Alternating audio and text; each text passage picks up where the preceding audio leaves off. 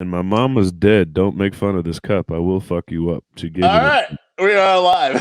Welcome to the Working Fans Podcast. That's going to be the best intro ever. We will not make fun of that cup. That is Dante Barnett. He is a stand-up comic for 2.5 years. He's also responsible and in charge of Suitman Production. We're going to talk to him about all that today. But first off, how you doing, man? I'm fucking up and ornery. You know, I got my first cup of coffee today. I stayed up last night and binged watched the whole season of, what is it, Drive to Survive, the Formula One series on Netflix. I'm fucking pumped. That show is awesome. Behind the scenes reality version of Formula One racing. And there's a lot of drama in that shit. And they crash and it's fucking too. Never mind. Sorry. I will know. You know what's funny? I'll say this because one of my business, besides doing podcasts, I own a bread route and I get up at weird hours. So I'm up at like 1:30 in the morning and then I got to work until like the afternoon. And sometimes I'll click online and I'll notice the random people I see up. And I've noticed so far that you have you seem to be up at all different times. I'm like, all right, this guy's a partier. Hey, mind your fucking business, bro. Like, we're not snitching here. Like, we've been in here for 5 fucking seconds. You're right. Telling everybody he's a sporadic sleeper and he's up in all kinds. Fuck you, man. Don't be telling on me. Fair enough. Third podcast. This first time I meet you, you act like you don't know me. It's getting weird, dude. That's true. You're right. Let me work up to that. I apologize. You were throwing out Netflix recommendations. I got a little carried away. Hey, you're stalking me, dude. And next thing you know, you're going to tell me I watch Pornhub. Luckily, I don't even do that. So anything you say about that, I know you're lying, okay? Fuck you, buddy. So obviously, you're very comfortable on the mic. How long have you done stand-up? So I started comedy in August of 2018. I was a teacher, a banker, a football coach. I do stats for Fox Sports. I'm the stats guy. I don't look like it, but the black guy's the nerd on that's a whole funnier story. When we got there, and they're like, "So what are you, the TV personality? Where'd you play at?" Nope, didn't play. That's so awesome. You're one of the camera guys? You're kind of big. What kind of camera do you carry? Nope, don't do that either. So what are you? I'm the nerd. I'm the stats guy. Yeah, the black guy's the smartest guy. Yeah, fuck you guys. But I've always banker been in front of a camera. I mean, not camera, but always in front of a crowd. It's just kind of who I am. Okay. So that's the next question was you've always been kind of comfortable talking and kind of being the party guy or the funny guy, I guess. You know, it's I do a whole bunch of cut videos, and they just did the superlative one where you're high school, guess your high school thing, and I had 4 people guess, and 2 of them said athlete of the year. You know? 6'2", 270. Obviously, big black guy. He played football. Yeah, fuck yeah, athlete of the year. And I was kind of bitter because I was like, I should have won athlete of the year. I went on a whole speech and grabbed my little soapbox and my little cards and had a little presentation. No, fuck. But the other 2 guesses were class clown and actually what I got, which was biggest brown noser, right? And the one who got it right, he was like, "So you're smart," and I was like, "Yeah." And he said, "You didn't get along with the teachers." I was like, "No." He's like, "That could still cause animosity from the students because they're like, how the fuck are you getting good grades? You're an asshole. You're an asshole. You're supposed to be fucking dumb." And you're black, right? And so since high school, I did FBLA. I used to host our MLK assembly thing. And then when I taught in Green River, I taught for 2 years teaching IT and like database and customer service in IT and HTML, and I'd make class fun. Like you can Google right now, Dante Barnett rate my professor, and I got like 5 out of 5, and I've had 8 people rate me, and they're like, he's a great teacher. He made database class fun, and it's because our first day I'm very good at this hyper, just going at people and talking shit, and I'd be like, everybody carries a database, and they'd be like, what are you talking about? Like, you got database right here, your fucking phone. This thing's based on databases. That's how you put one. What do you think a single login is? It stores one place. Oh shit! Now we're getting real nerdy. They're gonna find out that's all right. He is a fucking nerd. Yeah, we're gonna get everything. So I'd be able to talk about this shit and then make it a scenario and be able to role play with people on the spot and be impromptu and talking about stuff. That's like, so you're a business owner, right? You want to make money. How do you make money? Well, you keep a database of people who you work with. Now, let's say you sell services and you've got an overabundance of stock. Well, at this point, your profit margin's already lost, so you're losing money. So it's better to sell it at a short cost and get your space back and get rid of the inventory than it is to sit on. Now, if you've got a customer database who tells you the stuff that people buy and their propensity to buy shit, and you notice you got 40 customers that always buy daddy's doggy treats because they're all organic and vegan and you're fucking snowflake in Seattle, well, you send those 40 people an email saying, hey, that bullshit vegan brand you wanted, it's on sale. Super sale. Do you want to come get some? And guess what? It liquidates faster. So now you can see how a database with proper implementation and marketing can really infect your business. Now, in 5 seconds, in about a minute and a half, I just gave you a speech that I do in class. It's worth millions. Not millions. It should be worth millions, but that analogy and getting that across, and then taking the idea of a database to marketing to sales to implementation. I did that for you in a minute and a half. You just showed why you're comfortable talking and a stat guy. Right there, right? I need to do a TED Talk on copy. That's what I think that should be my goal, to get a TED Talk. I think I could handle it. They could give me any topic. I could go for a fucking hour. I'm thinking like yeah, not a bank teller. I was a licensed rep. I was the guy at the desk. Get it right, bitch. You were selling. Talk to you about loans. I had my financial credentials. I wasn't a fucking teller. It's like calling me a janitor, you piece of shit. I'm a manager of custodial arts. Get it right. What is it? A flight attendant. I'm not a goddamn steward. Yo, you son of a bitch. I'm a steward. Send us back years. You son of a bitch. You're going to call me colored while I'm on here too, man? Dave, what the fuck? I'm not going to insult that cup. That I do. He said, I'm not going there. And he said, I'm not fucking with the Tweety Bird cup. I thought I saw, buddy. Yeah. Yeah, bad old buddy dad. I have to say, I was already like, because you have a lot to talk about. I mean, obviously, all I did was spy on your Facebook to get this information. So yeah, we're going 2 days. I think you're going to have me on in a couple of weeks again. I'm sure we're not going to get into anything. We're just going to be laughing and talking shit. I'm a diverse guy. Yeah, not in a bad way, but like I went to the Bent Hour. What's it called? The Bent Elbow Hour. It's a podcast out here, right? Yep. And it's got a DJ on it. They say it's a soul guy, a junk guy, and a fizzle guy, or whatever. But anyways, it was my buddy who's a DJ who's DJ'd some of my shit. And we're sitting there talking, and next thing you know, the whole interview went on about the local hip-hop scene. Because they didn't know I knew Nima, who's a local guy who sold 10K and got signed by Koch. They didn't know I was behind the stage for some... Like, I was in the midst of, like, when Macklemore was first coming out, before he came in. I'm talking about I met Macklemore when he was just Macklemore. That's awesome. Not when he met Ryan Lewis and blew up. Like, I'm pretty sure he doesn't fucking know who Suit Man is. I take that back. He might, because I didn't rap. I was the guy with the best weed in the back. You know what I mean? And always cracking jokes. You know what I mean? Like, I remember we went to record with some guys in Tacoma. Fuck, I can't think of their names right now. But I can. Sweatbox Entertainment, my homeboy Mr. Vaughn and them guys, right? And we went down there, and they're all 6'3", 300-pound big dudes, right? And Nima's this little Persian dude, so he pulled up, and I'm with him, and I got the weed, and we all smoking. And I was like, just to let y'all know, it's an even fight now if some shit go down. They just looked at me as, I don't give a fuck if there's 4 of y'all. He got a big guy now. Trust me. He can tussle. And ever since that day, they were like, you're my guys? Yeah. Sure. Okay. All right. But that's, you know what I mean? Like that. I mean, like you said, I do stats. I've coached football. Yeah. I've coached semi-pro. I played semi-pro football for 12 years. I've reffed, Pro-Am basketball out here.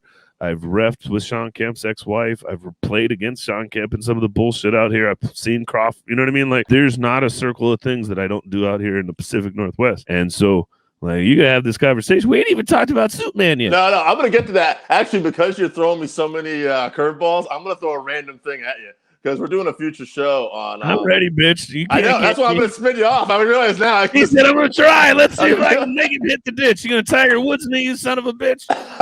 We're doing a future topic, top 5 favorite sitcoms for people growing up. Oh, yeah. Throw it at you. What do you got? I need that. I got an eclectic taste. If we go top 5 sitcoms, I'm bringing some shit out. I'm going to hit you with some top 5 of mine, too. We'll see. I'll be surprised you. I need on that show. Yeah, I'll take it. Sign me up. Okay, so I grew up, believe it or not, I'm actually half Puerto Rican. Can't speak Spanish to save my life. I'm David Smith. Yeah, that's right. I'm not going there. It's Davido. Allergies. Red Davido. You don't lie. Your name ain't David. It was Pinche Huera. We grew up. My father, we grew up, like, he brought me up on, like, Richard Pryor. So, like, favorite sitcoms growing up were like Sanford and Son, The Jeffersons, fucking Good Times, All in the Family. Now that might be a little different because he was a racist motherfucker, but he was still one of my favorites anyway. Fuck? Did you just say I voted for Obama? No, I love Jesse Jackson, but I'm sad Rush Limbaugh died. Like, you can't say those all in the same sentence. I mean, All in the Family, Jefferson spin off. I mean, I see why they called you Pinche Güera your whole life. Yeah, I see what's up here. You don't speak Spanish, but you know what that means, don't you, buddy? A few words I heard. Pinche Roja Cabeza. Redhead, right? I know I remember that one too. Redhead, yeah. Sorry, my bad. We're giving Spanish lessons too. I'm never fucking gonna teach these guys. Hey, parlez-vous français? We can do a little French while we're at it. Shit, what's up? What up? So your five sitcoms though. I want to find out. So now? No. Yeah, sure. Throw five at me. Whatever comes to mind. Come on, man. That's another. I was trying to get a double booking. All right, we'll get you back to that. All right. So we got to talk about them. My 5 favorite sitcoms. I grew up with a white mom. Okay. In the early to mid 80s, right? And so I didn't have cable TV.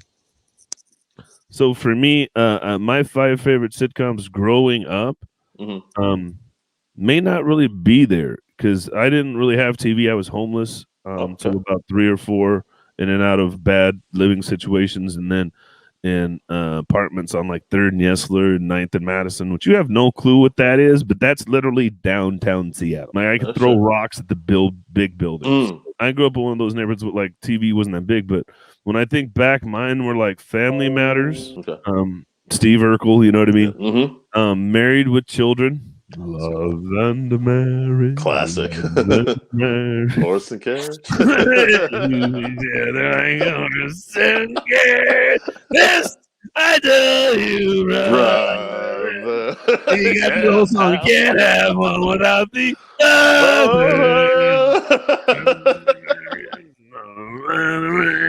I don't know. But no, I love that. The other one I really like, so we got Family Ties. We're going Married with Children. Got to go with The Cosby Show. Oh, yeah.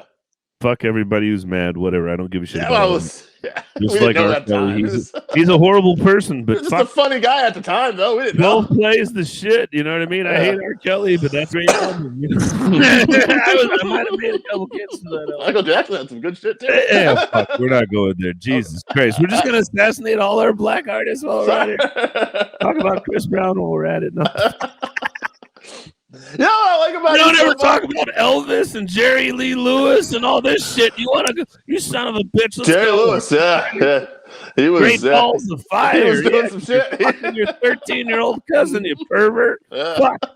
Shit. Sorry, I digressed. I wanted this interview to go anywhere with you too. You got serious for a moment too. We go from like talking about homeless and sad to let's fucking. I'm Asperger's, dude. It's all over the place, and I'm not going to stop for emotion. You know what I mean? Like, I'm over those emotions. You want to cry about me being homeless as a kid? That was 37 years ago. I cried a long time ago. Get over it. Don't cry for me. Cry for somebody else. You know what I mean? Like, fuck. So we said Family Matters. See, I stay on topic. Family Matters, Cosby Show, Married with Children. Oh, yeah. 2 more. Let's see what you got. 2 more. I always liked Roseanne because it reminded me white people were poor. Do you know what I mean? Like they got shit on all the time and just dealing with shitty shit and being a mixed kid with a white mom, living basically like white trash. It was like, oh fuck, white people. White people are poor too. Fuck yeah, fuck. You know what I mean? Like, I don't know why you guys are calling us the N-word if you're just as poor as we are, but hey, right? And then, yeah, I get you canceled. Watch what you turn this on for. And then last but not least, I would say Golden Girls. Ah, shit. Yeah, there you go. That's a good one right there. Right off the like I want to take Roseanne off just because she got canceled for being racist. You know what I mean? So I got to find a different one. But I did watch a ton. You know what I mean? Yeah. I'd say The Simpsons. There we go. Oh yeah, there you go. They were right there with Married with Children. Started around the same time. Yep. So I'd say Family Matters was Urkel, Cosby, Married with Children, The Simpsons, and The Golden Girls. Those were my 5, like as a kid. Yeah. And then I also liked some of the older shows. Like I love The Odd Couple. Oh yeah. Perfect Strangers, Belky. Balky? Nobody talks about the Perfect Strangers, right? I love Full Do the House. dance and joy. Da, da, da, da. Yeah. I love Full House growing up. Dude, I just watched. I don't know if you're into this shit, but I watched WandaVision, and what's her name is one of the Olsens. She's the younger sister, and I didn't know this. The one who plays Wanda, and I'm like, they had a sister, and apparently they did. They had Elizabeth Olsen. Though. Yeah. Yeah. The WandaVision was a mind fuck. Oh, you watched it then. I'm Asperger's, right? I pay attention to detail, and I couldn't grasp the story. Like it just took, you know what I mean? It was too slow. Like I tried to watch the 4-hour Justice League last night on the what do they call it? The HBO Max? No, the cracked out website. You know what I mean? When you're watching it for free. But you click on it and it starts and then the fucking ads pop up. I kind of want to watch that now. I'm paying for HBO Max. What the fuck am I doing? Wasting fucking money. That's what I'm doing. Send me $3 less a month, and I'll send you 2 websites that get you everything. Okay, fuck. I'm a hustler, baby. I just want you to know it ain't where I've been, but where I'm about to go. That should be. Hey, man. Hold on, we about to start singing. We ain't even got into comedy. This is. I'm gonna just jump in. Blast. Are we romancing? Is this our first date? It went from calling me a stalker to, you know what? I'm kind of digging you. I heard he likes white Russians. That's all. Get him. Perfect Strangers. I like Why does my ass hurt every time I drink white Russians with Dave? We gotta spit out this motherfucker. Dude, I'm gonna blow your spot up here a little bit though, because you're throwing all this stuff out here. But if no one knows you, you're also a really good guy, because I'm looking at this stuff you do. I'm saying the stuff you're doing here, like with Suitman Productions. I mean, all right, you know what? I'm gonna let you explain it, because there's a lot here I have it written down, but your words, because you're obviously this is your passion, right? Come on. So I have a mission. The biggest thing is everybody asks me why I'm so different, what I did, what I'm doing, right? I'm applying all the business skills I learned. I have a master's in athletic administration, right? I'm applying all those ideals of running a business to comedy. So with that in mind, you got to think of marketing and product and exclusivity, right? And so I talk to people all the time. What's your 30-second commercial? I'm a business. I'm an LLC now. I just got my LLC. I'm looking to pull in sponsors and take the real money and give you a receipt and be legitimate, right? So when you do those things, you're supposed to be able to tell people in 25 seconds, right? What's your elevator pitch? All these different things, right? These are all business ideas that people aren't applying to comedy, right? And so I'll read to you my opening statement on my website. This is my 10-second commercial.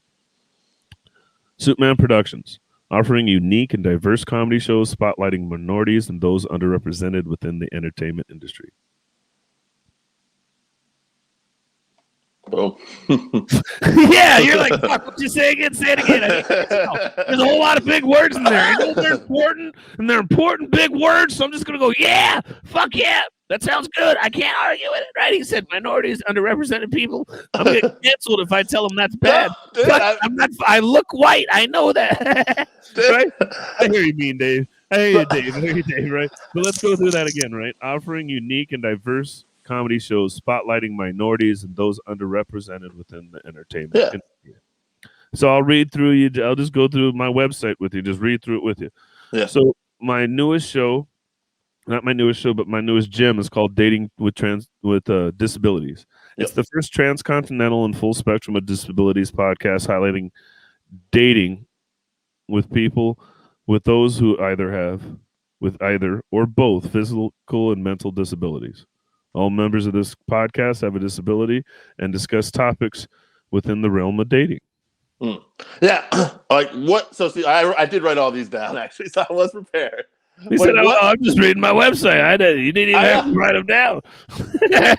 Dude, I actually just, I can't even see it on your phone. I have it on your phone. Yeah, he said, okay, I'm not going to lie. I'm reading it. I was like, I'm just gonna.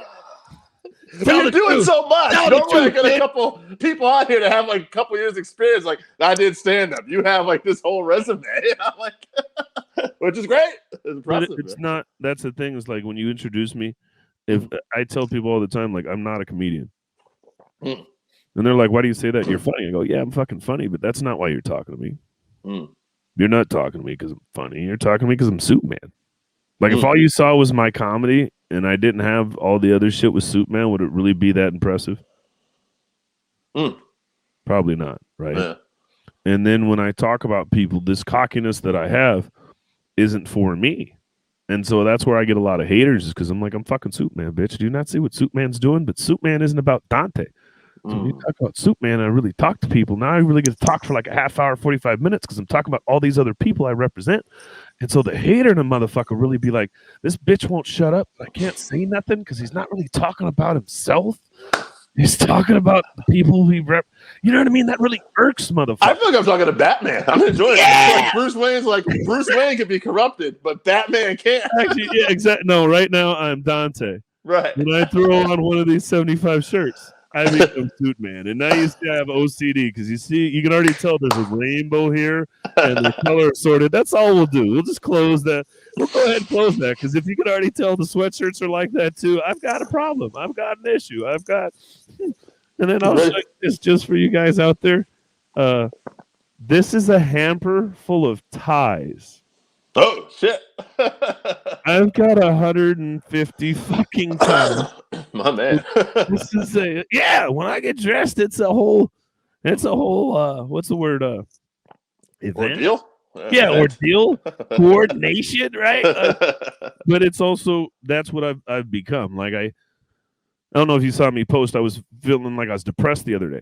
And somebody was like, "Why are you depressed? You just went to DC and you met John Legend and he said Suitman, and then you went to Boston and you killed the Black Comedy Festival in Portland, and you drove all the way around California for 6 days and you did 3 different cities and you did all these things."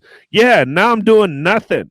I've been Dante for the last week and a half, just sitting at home like Clark Kent. Like, nobody needs Superman, huh? I guess I'll just be Clark Kent and wear these glasses and let people talk shit to me like I'm a regular person. But at the same point, I was like, it's a humble brag at that point. I'm not depressed. I'm just going on the lows of having 3 amazing fucking weeks. Yeah. Okay. Interesting. So it's like, yeah, you're having these highs. Eventually, you have to have some lows. Yeah. What the fuck? Like you gotta date 3 ugly ones to get to the 50 good looking ones. I've been to deja vu. Okay, I know how this works. Hey, every fucking day can't be a slam dunk, right? Yeah, you would appreciate it. Yeah. You gotta get a couple 2s, man. Hey, if you can't get a 10, get 5 2s. That's what my grandpa told me. Or 2 5s. I aim for the 4s myself, but that's fine. How do you get 2.5 people? How do you get 2.5? I find you can stack up the 4s though. It's great. You know, it's not as much work. You misogynistic bastard. I'm telling everybody. You're canceled. That's Cancel. it. No, I got it. Send it out. Signed, sealed, delivered. But that's the thing, is like when you talk to people, right? And you're looking at doing stuff, like this has been a great conversation. Thank you. You're welcome. You pumped me up. I needed this.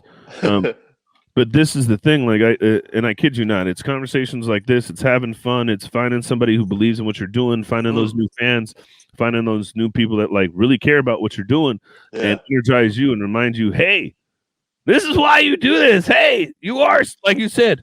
I feel like I'm talking to a superhero. Dude, I'm curious to get your input on this too. We started, I was telling you off air, like this is like a pro wrestling podcast. And then we were interested in comedy, so we started doing comedy.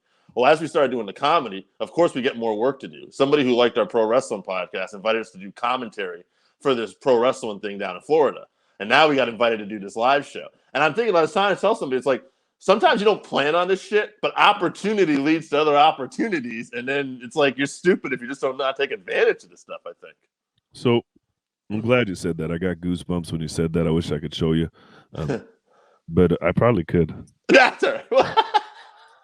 Oh, wait, here we go. Look, my hair's standing on my arm. Yeah, I wasn't joking. I get Batman goosebumps. yeah, I'm a real emotional teddy bear. I'm just Same. also a grizzly Hey, bear. Just you don't know. older You I gotta get, know too. me. I'm like, am I gonna touch that bear? That bear looks mad. He's sad, but he looks mad. It's the same. I'm not fucking with that bear. I'm just not. I don't know the bear. Dude, I don't know about you too. Not to get, but the older I get too, like I get more emotional. Like I'm in my 40s now. Like I start watching like some sad movie. I'm like, oh, you're an old shit. bitch. Yeah. I'm only 39. I'm not there yet. I'm not over Yeah, there. I'm 44. Don't throw me in that club. Sorry. Just because I've got Crohn's and 3 bad replaced joints, don't make it does make me about 56. Anyways, but no, you're right. I went through a bad divorce. I'm not seeing my kids. I have PTSD, anxiety, Asperger's. And I've got a little bit of it all. So yeah, I'm a fucking crying mess. Like I watched Rava the other night and cried my eyes out. Any Disney movie, parent like I remember when my mom died and I was still married. And my daughter made me go watch Coco. Oh, that's hot. Oh, Coco. Oh yeah, fuck her. I was pissed. She kept talking to me about my mom, and I'd look at her. I mean, I don't want to talk about my mom. Clear's fucking gangster. She looked at me and she's like, "That's my grandma too." Oh, shit. Okay. All right. We're going to see Coco. And I don't want to go. She's, I'll hold your hand when you cry, Daddy. Oh, man. Brutal. And I cried. She held my hand. Oh, yeah. You know what I mean? Yeah, I can't. Fuck, I'm crying now. You son of a bitch. I was so sad as fuck. I cried by myself. That makes me feel better. I didn't have to hold my hand. I cried the other night watching Bravo by myself. But we're not going to talk. These are good tears. I'm laughing while I'm saying it, right? But, fuck you. You son of a bitch. Superman. You son of a bitch. Talk about Superman.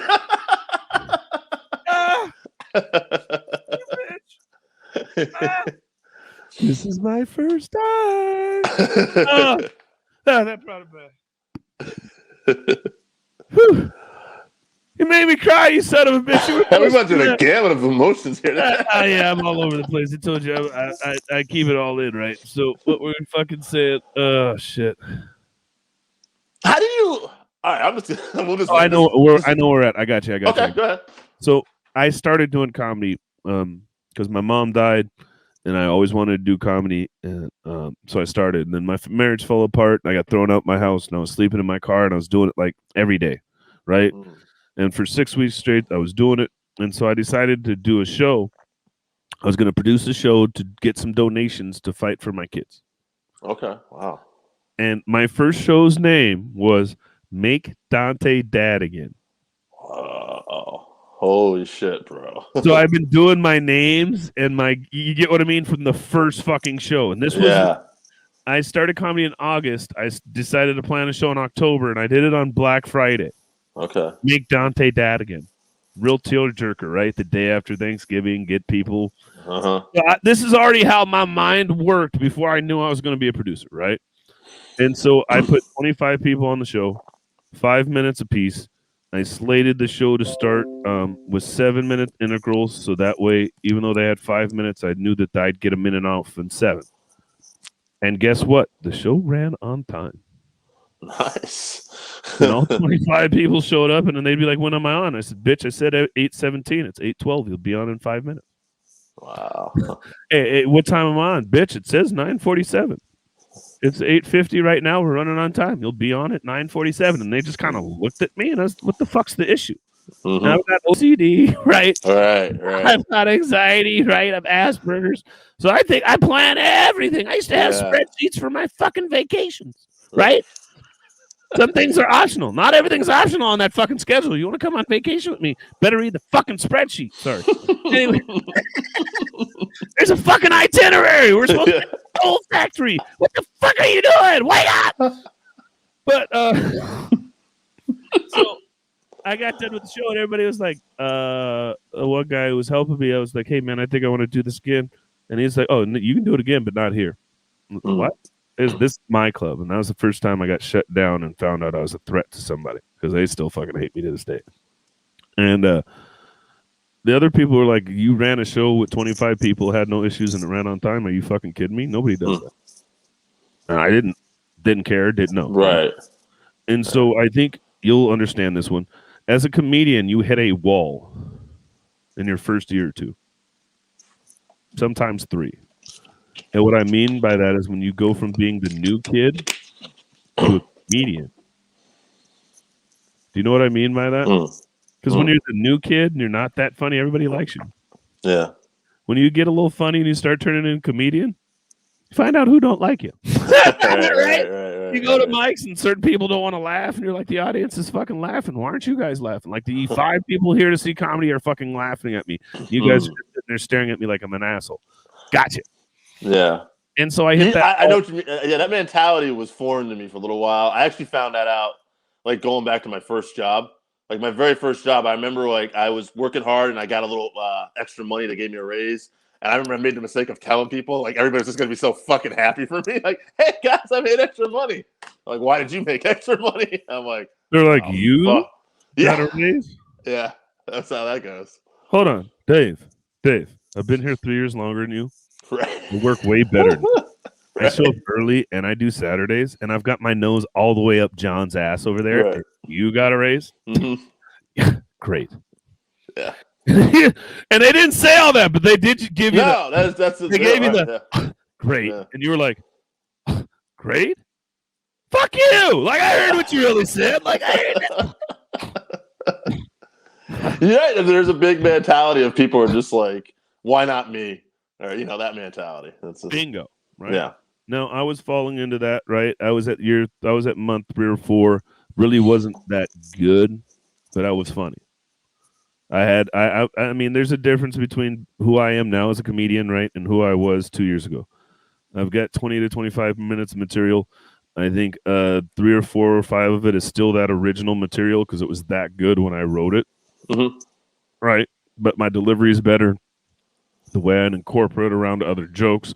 Now I had 3 or 4 minutes of material, but none of it was together. It was just different shit. Now there's stuff that goes around the stuff I did originally, right? But my point was I went down to I hit that wall in December of that year. And I just started to notice everybody was getting shows, and you get 3 to 4 to 5 months in, or you get some success. And the other part I have to remind people of is it's not about how much time you've done. It's about how many stages you've done. What I mean by that is my first 6 months, I was doing 2 to 3 6 weeks.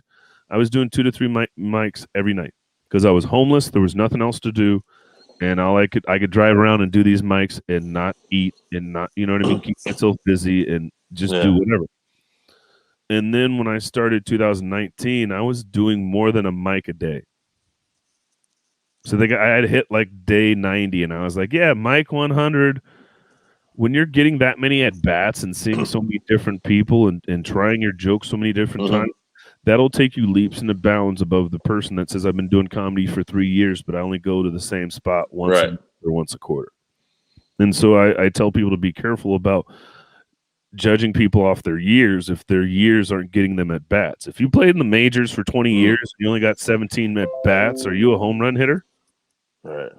No. Yeah. If you played 3 years and you had 122 home runs, are you a home run hitter? You are, right? You know what I mean? Like, total different thing, right? I think put in perspective for people too. Like you can be a big deal in your small hometown, but that doesn't mean it's going to translate everywhere. You need to go out and prove yourself again sometime. And then you could be a small deal in this huge town and get on the road and find out, oh shit, I'm fucking fun. Fuck these guys, right? And that's, That's what happened to me. I mean, I knew I was good, but I went down to Portland for the first Black Comedy Festival. They're third, but my first Black Comedy Festival in 2020 or 19, and crushed it on my first night. Crushed it when I came back, and all these black comics were like, "Hey, you've been doing comedy for what, like 4 or 5 years?" And I was like, "No, 6 months." Wow. And they were like, "What?" Yeah, 6 months. And they're like, "Fuck, hey, keep doing it." And I came back. I was like, I want to do a black comedy show. And this is where it changed. Like the whole idea was like, do you ever start something and find out it's taking you somewhere you weren't going to be? Right. And this was the point of this is that. So I come back and I looked at all my young black comedians that were all, 2 or 3 years younger, and we're all open micers, not really getting no chances. And I was like, we need to do a fucking black comedy show. They were like, yeah. And I was like, we're going to go get like Laughs or the Underground or the Parlor, one of our big clubs, and go do it there. And I'm going to ask them. And they looked at me and they're like, good luck. Right? And I was like, nah, I got all this gumption. We're going to go fucking do it. Yeah. And they're like, sure. We're going to go look at some regular places we can do comedy, and we'll get you one of those. But you can try the big ones. So I went to Laughs and asked them, And they're like, yeah, fuck it. We'll give you the Thursday before Memorial Day. Yeah. That's not a good day. Oh. Thursday before a 3-day weekend. Oh, yeah. That's going to be crap, right? Most black people, like we always do, we made chitlins out of entrails, right? And most of our, you give me chicken shit, I'm making chicken salad. And I didn't know any better. I got a night at a real club. We had over 100 people show up on a Thursday. They cut me a check for $1,100 that night. Nice. You know what that means? Nobody gets to cut a check for $1,100 for one night of comedy. Are you kidding? No. And this was my first Soup Man show. Dude, I'm interviewing people, tons of comedians. Episodes. I got paid a beer. So I got drink tickets, right? Yeah. And then here was the worst part. So then I had animosity from people.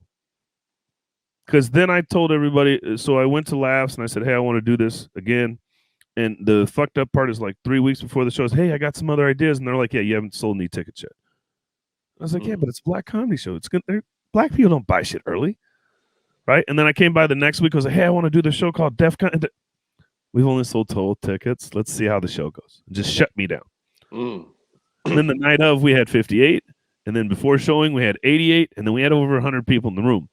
And they cut me a check for $1,100 without any metrics on why that's what they were paying me. Wow. So do you think they paid me enough or just enough to shut me up? Right. Because on a Thursday, you were so busy that you couldn't keep up? Yeah. You got 120 fucking people on a Thursday? And I didn't do $5 tickets. Tickets were $15 pre-sale, $20 at the door. I'm like, you're a stat man, too. I don't discount my shit. Again, I'm the stat guy. Right. You're putting this together. Right, 15 times 80, that's 1,200 right there. And then the other 40 people got in by 20, that's another 800. So you got $2,000 at the door. You got $2,000 at the door. It's 2 drink minimum. Yeah. And it was a 2-hour show. Nobody left. It was a 2.5-hour show. Nobody left. Think about that. Nobody left. And so I went to Columbia City Theater, and because they were like, maybe we'll do another black show with you. We'll see. And I was insulted as we'll see. I went bragging. And do you know what the people in the comedy scene said? Well, Hannibal Buress and Ellen got paid more than that. Jesus Christ. I can literally remember somebody telling me that shit, and I was like, are you fucking kidding me? Like, you're comparing me to I appreciate the fucking comparison, but that's how you're going to knock my dick in the dirt. Fuck you. You know what I'm saying? So I had this idea for doing a deaf show. Yes. Comedy for deaf people. I was going to ask you that because I love the name, Deaf Comedy. And I'm deaf in my left ear. I had my stapes removed, right? Or replaced. So I'm partial deaf, right? And so I don't hear everything. And if you notice, I mumble a little bit and I don't enunciate the best because people say I say Soup Man and I say Suit Man.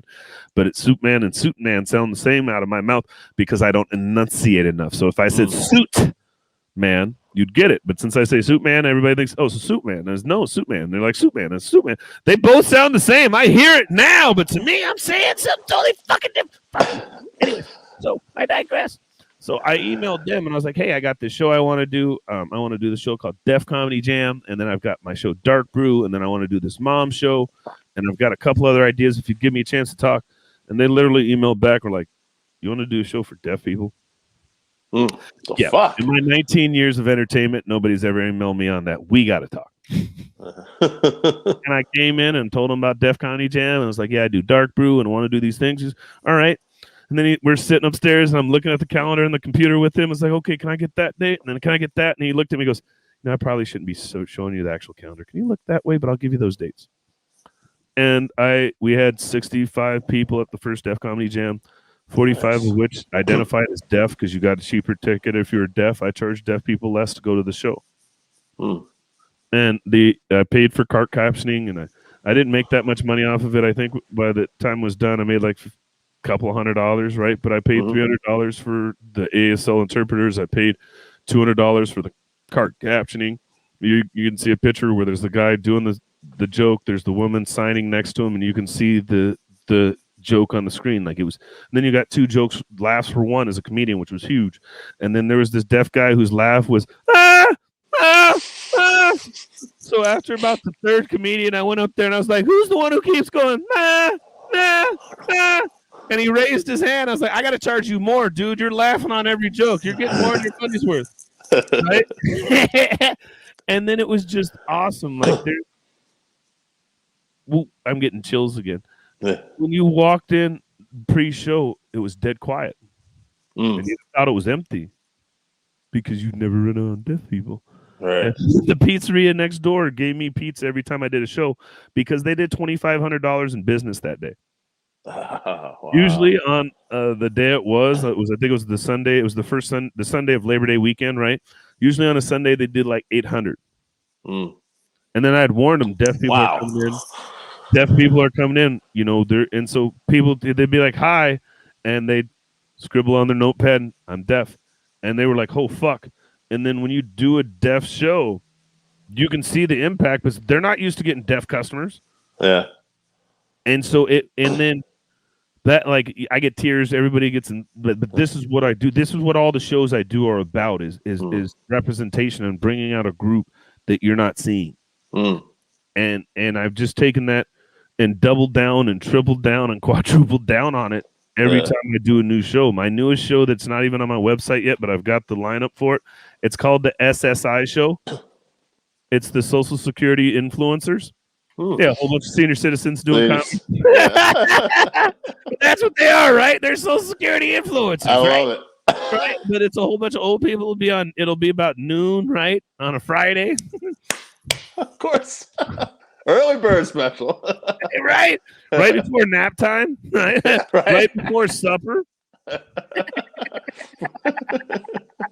I'm an asshole for some of this shit, but there's so much truth in it. Like we decided to do autistic artist, right? And it's the autistic is the combination of autistic and fantastic, right? Yeah. And here's the shitty part is I didn't know I was Asperger's till about 7 months ago. Okay. Wow. I'm self-diagnosed, but I've always known I was weird. I was always in a special classroom. I was always in, you know what I mean, something, right? And what I mean by that is I started off in kindergarten, and then they put me in first grade.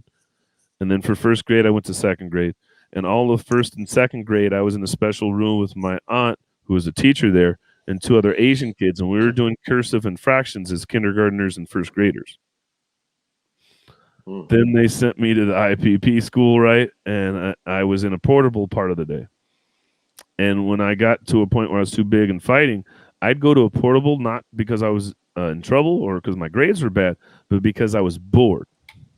Now, I didn't know that as a kid that meant I was Asperger's and I was poor and my mom was alcoholic and shit was bad, right? And then by the time I got old enough to get into school, you get to middle school, I was taking algebra in 7th grade. And I wasn't taking it in 7th grade the first time. I think that was the 3rd or 4th time I'd taken algebra because I'd been taking algebra all elementary school. I can tell you what 3x plus 4 equals 13 and what x is since I was a kid. It just made sense to me. Some of these things, patterns. I can see where you wouldn't have got along with some of your teachers, though. Because, like, you're self-assured and you're such a stat guy and you know these numbers and everything. It's like you're going to rub people the wrong way, obviously, at times. Not intentionally. 45. It's 45. It's 45. It's 45. Somebody listen to me and said it's 45. And then I've been 5'11" since I was 11 years old. I used to scare teachers. I've had security called on me just for getting mad as a kid. Well, I'm 5'9" and 140 pounds at 9 years old. Like, I fuck up a teacher if I get mad, but I wouldn't. You know what I mean? Right. But my whole life, I knew these things. And so my friend asked me, it was weird because my mind is, I'm good at problem solving. I'm a stats guy. I'm also an engineer mind. So I deconstruct things. So if you give me an idea, I'll break it down. So I love problem solving. So if you tell me you want to do a show, great, cool. When do you want to do it? What time? What are you thinking? What's your budget? What's your parameters? You answer those 5 questions, and I'll give you the whole show theme and what we're doing and who we're doing it with, and how. And they'll look at me, how the fuck did you do that? I'm a fucking computer. It works that way. I just need my 5 inputs. Run it through an equation. Here's your answer, right? And so we talked about doing the show. She said, I want to do something with autistic people. And she said, we're going to do a Zoom to talk about it. I said, okay. Well, what are we going to talk about the Zoom? Well, what do you want to do? So, okay. I said, well, already got an idea. Why don't we interview autistic artists? She was like, what do you mean? I was like, well, why don't we interview like autistic comedians and musicians and all this and talk about their... And she's, oh, fuck, that's a great idea. And then we told my logo lady about it. And she was like, yeah, I'm autistic too. And I was, what? Wow. And then I talked about I have REDAR. And people don't like that term, but we could call it ODAR if you want, or NeuroDAR. But I've always got along with people who are special. Yeah. Because I'm special. And I didn't know it, right? But I've always been able to look around and be like, hey, how you doing? And I'm a bully's bully. I've always hung out with the weirdos and because of this. And I didn't know what it was. But now, looking back, I've been Asperger's this whole time. I can't sit at a table with cool people because I don't fucking understand them. But I look cool. I'm a nerd. I'm a jock, right? So it's like, hey, he fits in. Not really. And when we started this show, the friend that wanted to do the show went to high school with me. And so we're having this conversation. And she goes, yeah, Dante's, you're Asperger's, right? I was, what? Well, she's like, well, I mean, I've known you since high school. I always thought you were a little off. You didn't know that? I was, oh, no, we're not going to cry again on this podcast. then I identify a lot with Sheldon from Big Bang. Yep. And Sheldon's fucking Asperger. Yes. Okay. And hold up. We'll go back to Exhibit A. Did we see my shirt? Did you see my shirts? I should show you my bookshelf. The ties. Show the ties. Everything's fucking organized. Even my messes are organized. You know what I mean? Like I piled my clothes in a mess, but they're grouped by what pile is supposed to be put away where. And so it was one of these things where you find these people and you find these voices, and then like with some of the other, like Mixed and Misidentified, the What Are You show. We get I usually have like 18 to 20 different flags on the show because we put the flags of all the nationalities that you're mixed with. Oh, okay. Yeah. And when we did that live in Seattle, you think Mixed and Misidentified and you think of me, right? Black, white. That's only mixed. But we got white and Puerto Ricans like you. We got Asian. And the biggest amount, we had 100 people at it. I'd say 70% of them were Asian because there's a high multicultural Asian population. They're not all just Japanese. Usually they're Japanese and Chinese or Japanese and Korean or Vietnamese and Thai. And so the idea of being mixed and misidentified is a universal idea and one that hasn't been tapped into, right? Right. And somehow I just keep coming up with all these ideas that for some reason nobody's doing. Like it's like you're going after these good causes, but you're also taking a businessman approach to this as well, too. Like no one's done this. And you're like, let's break it down. How are we going to do this? Okay, yeah. Which is normal to you. Yeah, that's marketing. That's demographics, right? Yeah. But the long term is, and I talked to somebody about this, was when I go to have that conversation about sponsorship or talk to a business, and why do you want to be a part of Soup Man? Well, let me ask you, Mr. Customer, Mr. Business Owner, where are you spending advertising dollars that show you support diverse communities and minorities? And not only that, but you're reaching those same communities as well. Wow. You ain't got nothing. You just said, wow, sign me up. Here's my check. I'm sorry, right? Like, fuck you. Whatever. Take whatever you want. I don't want to get canceled. It sounds awesome. And then that's the thing is like, I'm not a perfect person. I have my indiscretions. I fuck up. But I'm getting better at being a better person, right? So as long as I keep being a better person and working ethically, there's no limit to the people you can work with, right? Yeah. Like I've been doing comedy for 3 years, almost 2.5 years, producing for mostly 2, right? And I've done 4 donation shows to the UGM, right? I've already incorporated into my brand, my product, and my process to do a donation show. So when I blow up, is it going to be hard to do this donation show, or are we just doing Give, Love, Laugh 15? Do you get what I mean? Like, yeah. And those are the things, like, I've talked to people, like, there's so much stuff. Like you said, this was all a conversation about where you start and where you end up. Yeah. You're making me think, bro. That's why I'm like, man, this guy. Everybody I talk to, when we have this real conversation about Superman, like, it's a movement. Like, I'm trying to take, like, when I went to DC and I John Legend, I'm recording on fucking this by the White House, and John Legend comes out. And I said, "Hey, John Legend, check out Suitman Comedy." And he goes, "Superman Comedy?" I said, "No, Suit and Tie, Suitman Comedy." He goes, "Okay, Suitman." I got a 37 clip of that interaction with me and John Legend. You can't pay for that. No. And then it was a crowd-funded trip. I told everybody I was going to inauguration. I wanted to go, so I raised $600 to get there. That covered my room, my airfare, everything that needed to be there, right? Now, did I still have to pay for my food, my drinks, my weed? Yeah, I would have done that at home, of course, right? But I raised enough to get there and cover this for people, right? And then that was only because I was in the middle of the Seattle riots. If you did my YouTube channel, you saw the hectic footage from the Seattle riots. You saw I was in the middle of that fucking shit. And my voice went viral during that because I was the guy yelling at the Seattle police officer to take his knee off his fucking neck when he had his knee on the dude in the orange shirt's neck in Seattle during our George Floyd riots. So my voice already went, you know what I mean? Like people, and the more you're doing, I can talk all day about what I'm trying to do because I have a passion, and it's not about me. We still haven't talked about how funny I am, right? No. Dude, I only got like 10 more minutes. I got to tell you, that's all right. I was like, he said, we got to roll up in 10 minutes. I told you I'd be back, right? Yeah, we will have you back, man. You got we got to work out a 2-hour schedule next time. God damn, son. Maybe just once a month we have the Suitman soiree, and I come in and we talk some shit. I love it. This is the whole idea, is that my passion is beyond what is me. Right. And this is good. So when I went to DC, and that was where I was going with this, I met up with my friend Danny, and we were having a good time. And Danny D is a comic out of Sacramento, and she's jumped on the Suitman gang, and we're saying Walrus gang.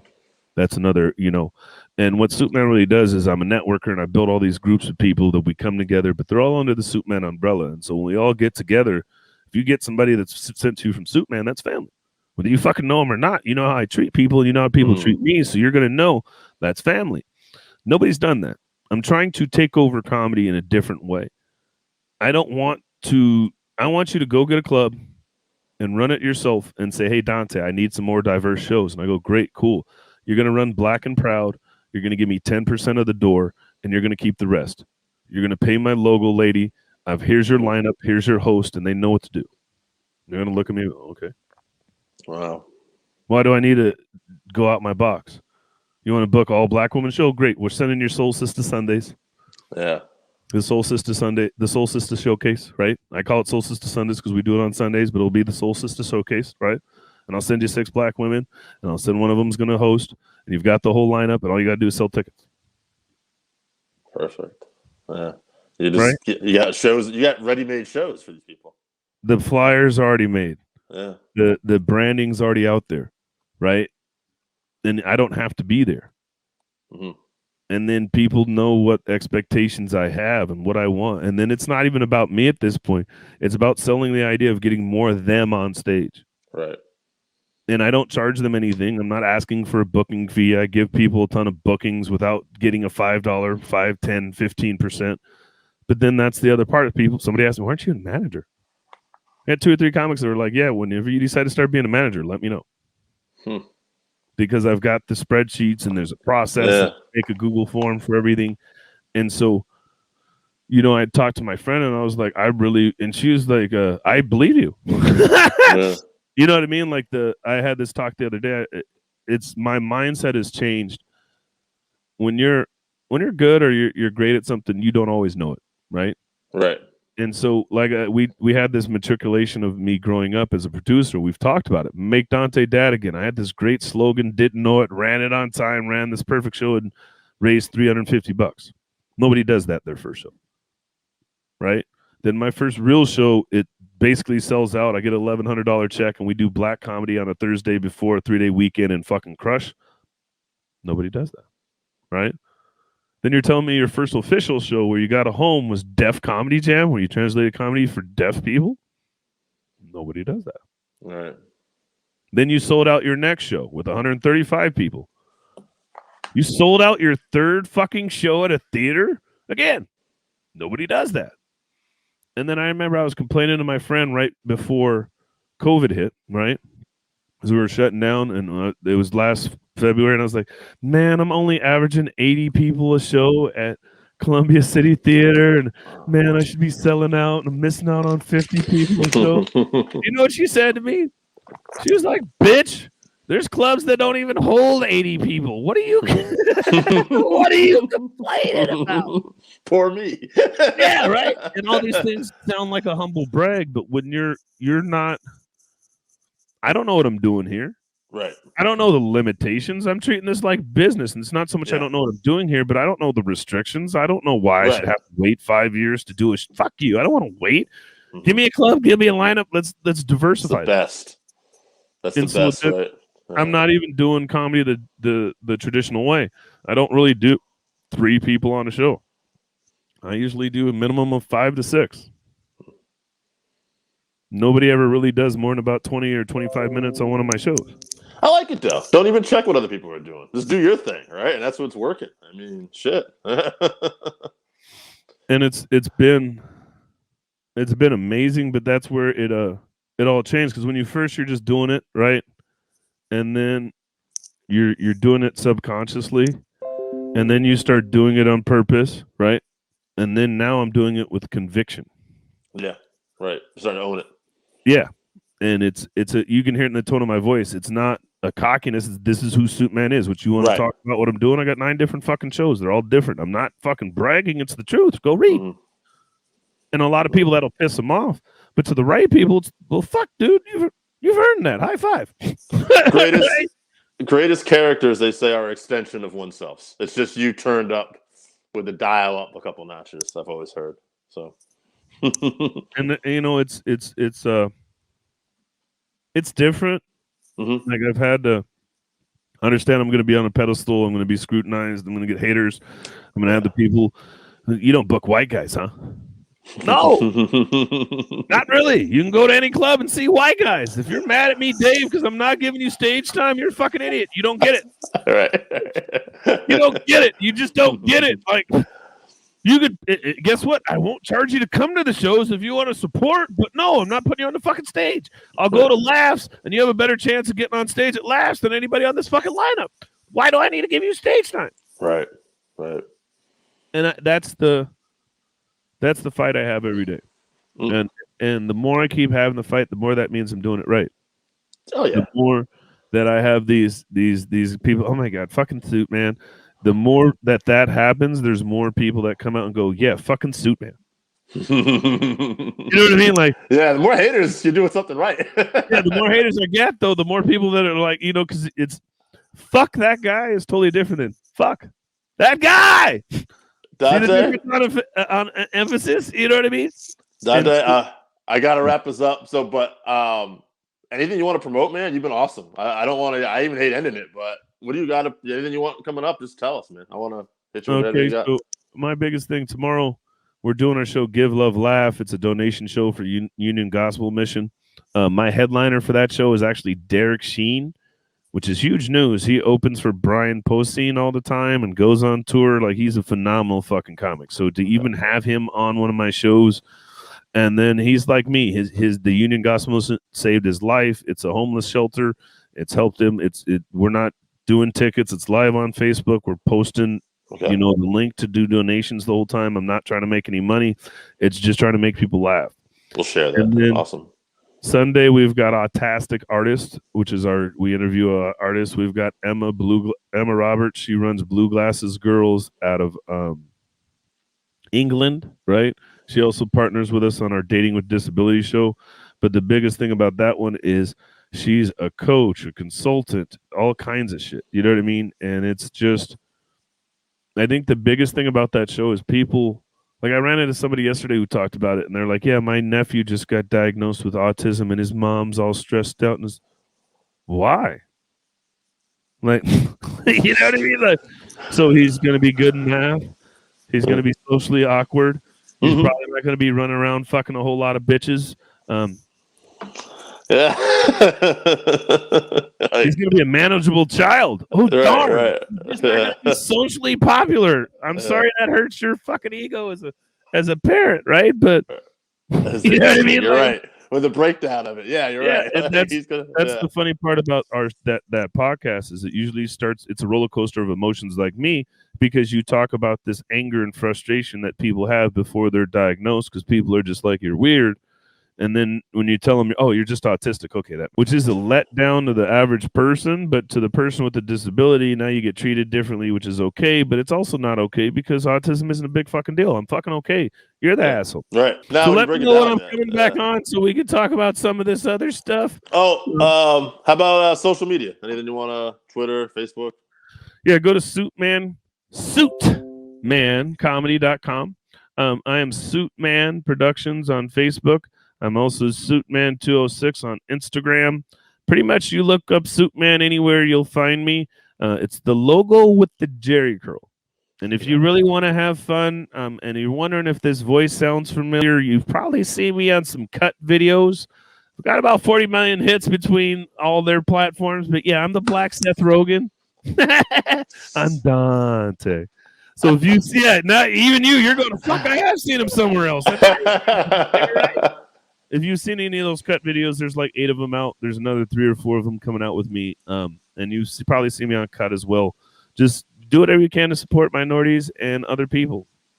Awesome, man. Dante, thanks for being on the show. Appreciate having you. All right, everybody. It's the Working Fans Podcast with the man they call Dave. And today we have young wrestler Melanie Havoc, who's going to be joining us. And she's going to tell us about her career, her fandom, how she broke in. And first off, Melanie, how you doing today? I'm doing great, and you? I'm very good, thanks. How did you become a fan and aware of pro wrestling? I became a fan back when I was 5 years old. I was watching wrestling with my dad. So as soon as I was getting into it, and I wanted to be a wrestler, like just like this. Mm-hmm. Who are some of your favorite wrestlers? My favorite one is Undertaker. And all right, awesome. So now you're a fan, and then at some point you decide I'm going to try to do this. So how does that come about? Like, who ended up training you, and how did the process come of breaking into this wrestling business? Well, it's a kid dream. I always wanted to be a wrestler, first of all. So in my mind, it wasn't really possible to do it because it's something really hard to do, and I think it was not unreachable. But I think at 25 years old, I started to have regrets, like not doing it. So I went all in, and I started to train at 26 in a wrestling school in Montreal. And I started in 12. I was 27, I think. So yeah, I started like it was a kid dream. So and now I'm doing it. I'm doing my dream.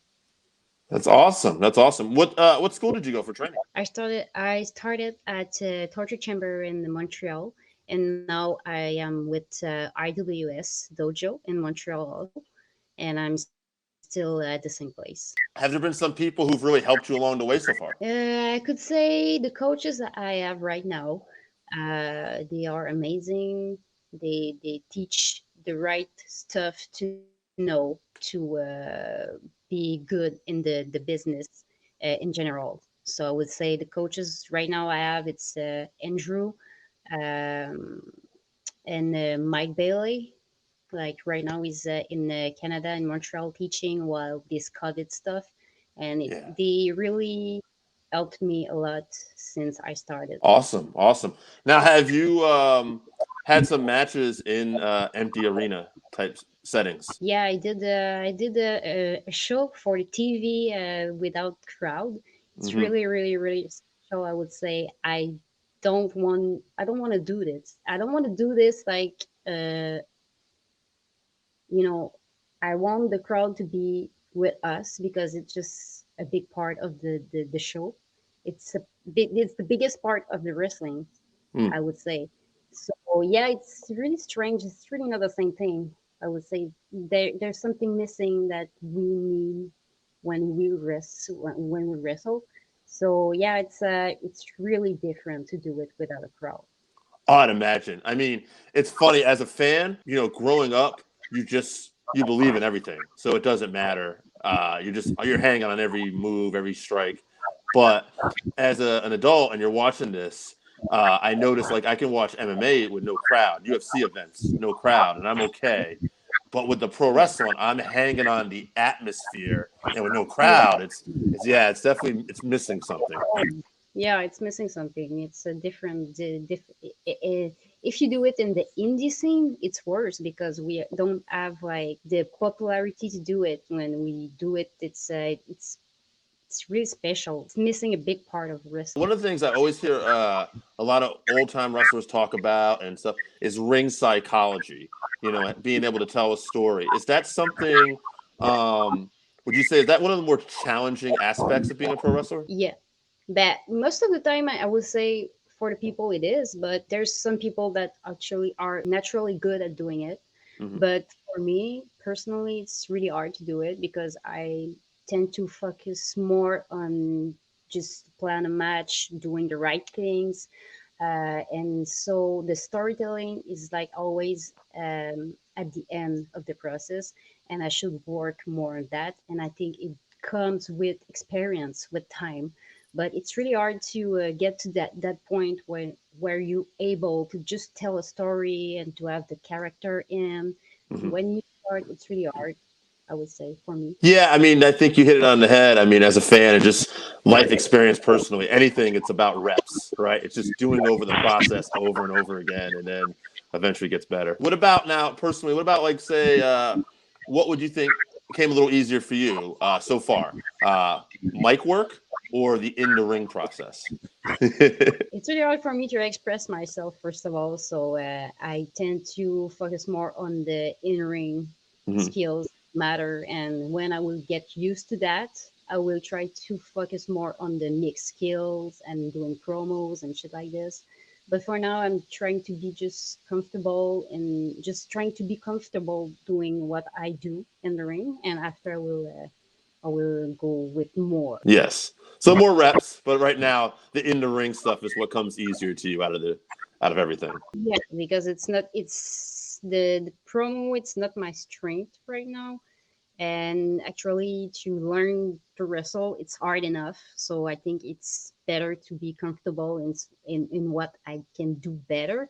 And when I will get comfortable, I will go with something harder for me, like mix skills, talking on a mic, promos, expressing myself as a character. So I will keep that for the end of the process. 100%, 100%. Sounds good. Now, you have a pro wrestling T-shirt. Are you actively involved in helping design your own merch? I try to go to independent artists. I want to help some artists that are actually doing a really good job. And I have ideas. I just give them the ideas, and I let them free to do whatever they want. And if it's cool, I pay them. And actually, I pay them at the beginning first, and I just take that and I do a T-shirt. I want to have like a lot of T-shirt with different kind of style of anything. I don't mind. Now, have you done some modeling and stuff as well? Yeah. I was doing modeling before the wrestling, and I was doing that in my free time. I would say for easy 8 years, Mhm. but it's not something I want to do in my life. But I imagine between modeling and pro wrestling, physical fitness and eating healthy is a big part of your life. Yeah, it is. It's really nice. Actually, the fitness it's way more important for me right now than modeling, but mixing the two together, it's always something nice and useful. I think in my life, in my career that I do, it is really useful. How many? Now, I'm guessing you speak French and English. Yeah. How much? Like, are there any other languages you speak as well? No, it's just really French and English. And English, I'm trying really hard, but sometimes I know that I have a strong accent. Sorry about that. No, it's great. It's great. You know what? Personally, for me, I like it when somebody comes on here and brings something a little bit different. So even an accent, I think it's great. So It's fine. But I can tell. I think it's a great thing too. You're capable of speaking both 2 languages right now. That's only going to help you in Yeah, life. Yes, so that's yeah, of good. course. So one of the other things I want to ask you about too is there's a saying out there called "embrace the grind." Do you find yourself like like that's something you're going to have to do to be successful, right? You're just going to have to work hard, and everything's going to take a lot of time, right? Yeah, yeah, of course. Mm. It's wrestling. It's just hard work. It's paying your dues. It's doing what you have to do, and especially if you want to be in the big companies, you have to work hard. Mm. It's grinding every fucking day, for real. I love it. I love it. You don't hold back. I love it. No, for- Uh, so what are some of your goals? Because obviously it's tough now. I mean, with restrictions. But what are some goals you're hoping to maybe accomplish this year? Yeah, of course, I don't want to do wrestling just for fun because it's a passion for me. It's a dream. So I have goals. I have goals to travel. I wanna go to Japan because the wrestling over there is awesome. I want to Mm. go to the USA, of course. I want to get to the bigger leagues and do something like more big that I'm actually doing right now. I don't want to just stay in my country and just doing like little matches and stuff. And just my goals is to get bigger, of course. Absolutely. Now, are there any current female wrestlers that you really like that are out there right now? Did you enjoy watching? And maybe you, as you're getting into business, maybe you watch them differently and you really appreciate certain things they do. Yeah, I would say right now actually I really like Chris Statlander. I really like the gimmick, the in-ring skills. She's really amazing. She got massive charisma. Yeah. But right now, I I'm not really a fan. I would say there's a lot of people that I think they are really great, but Yeah. I don't have like a favorite one because actually, like you said, I am a wrestler now, so I'm trying to not be a mark anymore. Right. Right. Right. Right. You start to watch it from a different point of view. Exactly. Absolutely. And Statlander's great. I actually saw her live at a couple independent shows. I've seen her do some intergender matches. Have you ever done any intergender matches? Yeah, of course I did. I think it's my favorite kind of matches actually. Yeah. Yeah, it is because you have to show the world, the people, the crowd, that you can actually compete against a man and not just against women. Mhm. It's a show, it's a entertainment, and it's I don't know. I think it's fun to do it against the men. Yeah. Tells a different story. Yeah, exactly.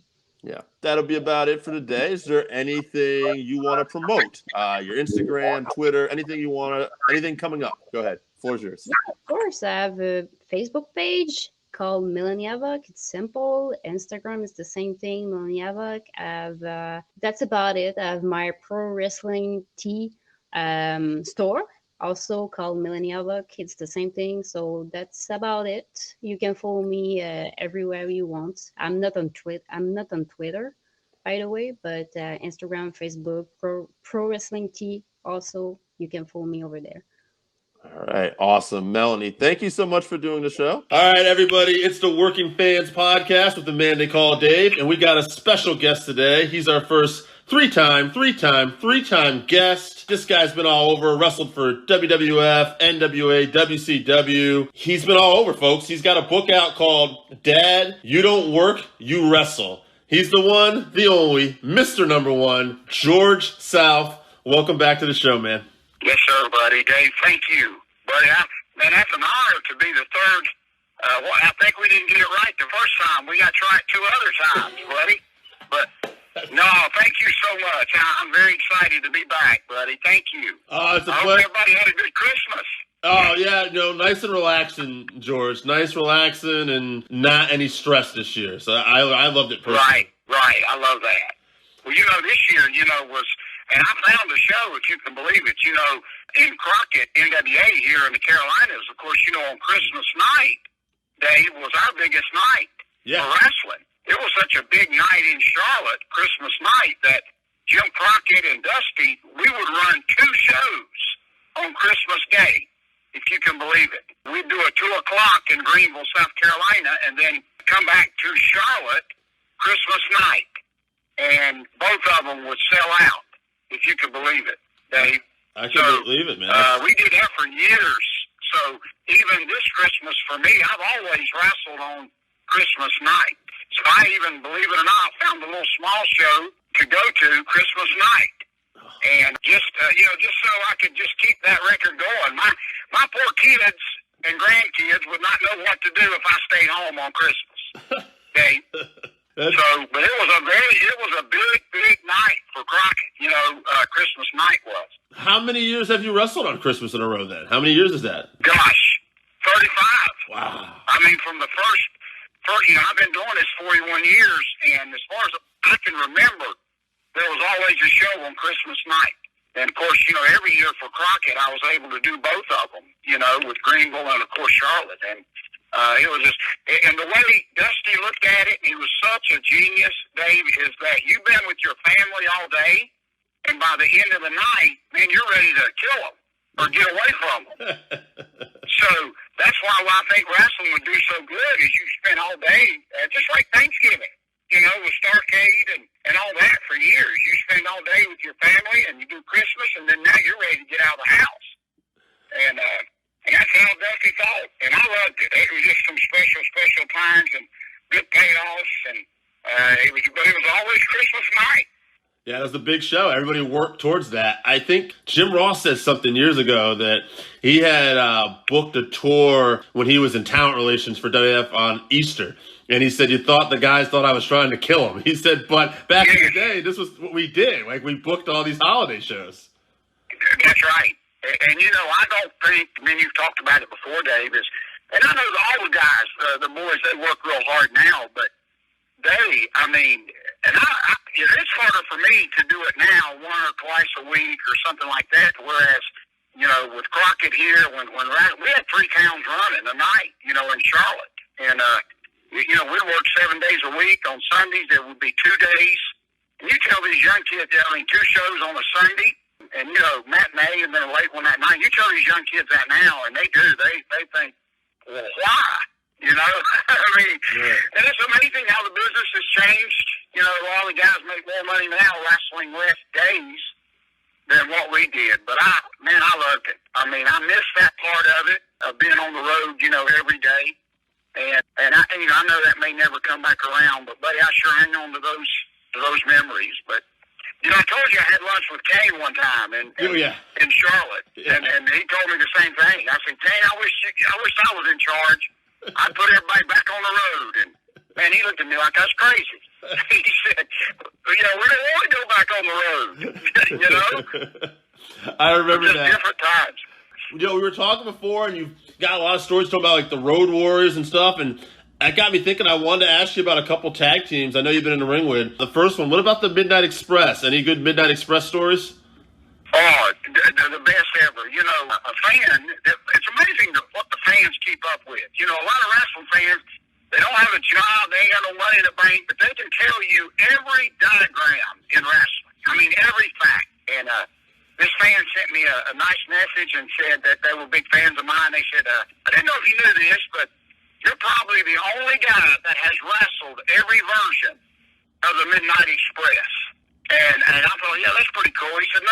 He said, I've got facts to back it up. And he sends me like a list of every Midnight Express match I've ever had. And I worked with, Randy Rose and Dennis. Yep. I worked with Dennis and Bobby. I worked with Bobby and Stan. And it was just kind of neat to see all of that. And he asked me, he said, what was your favorite version? And I said, every one of them.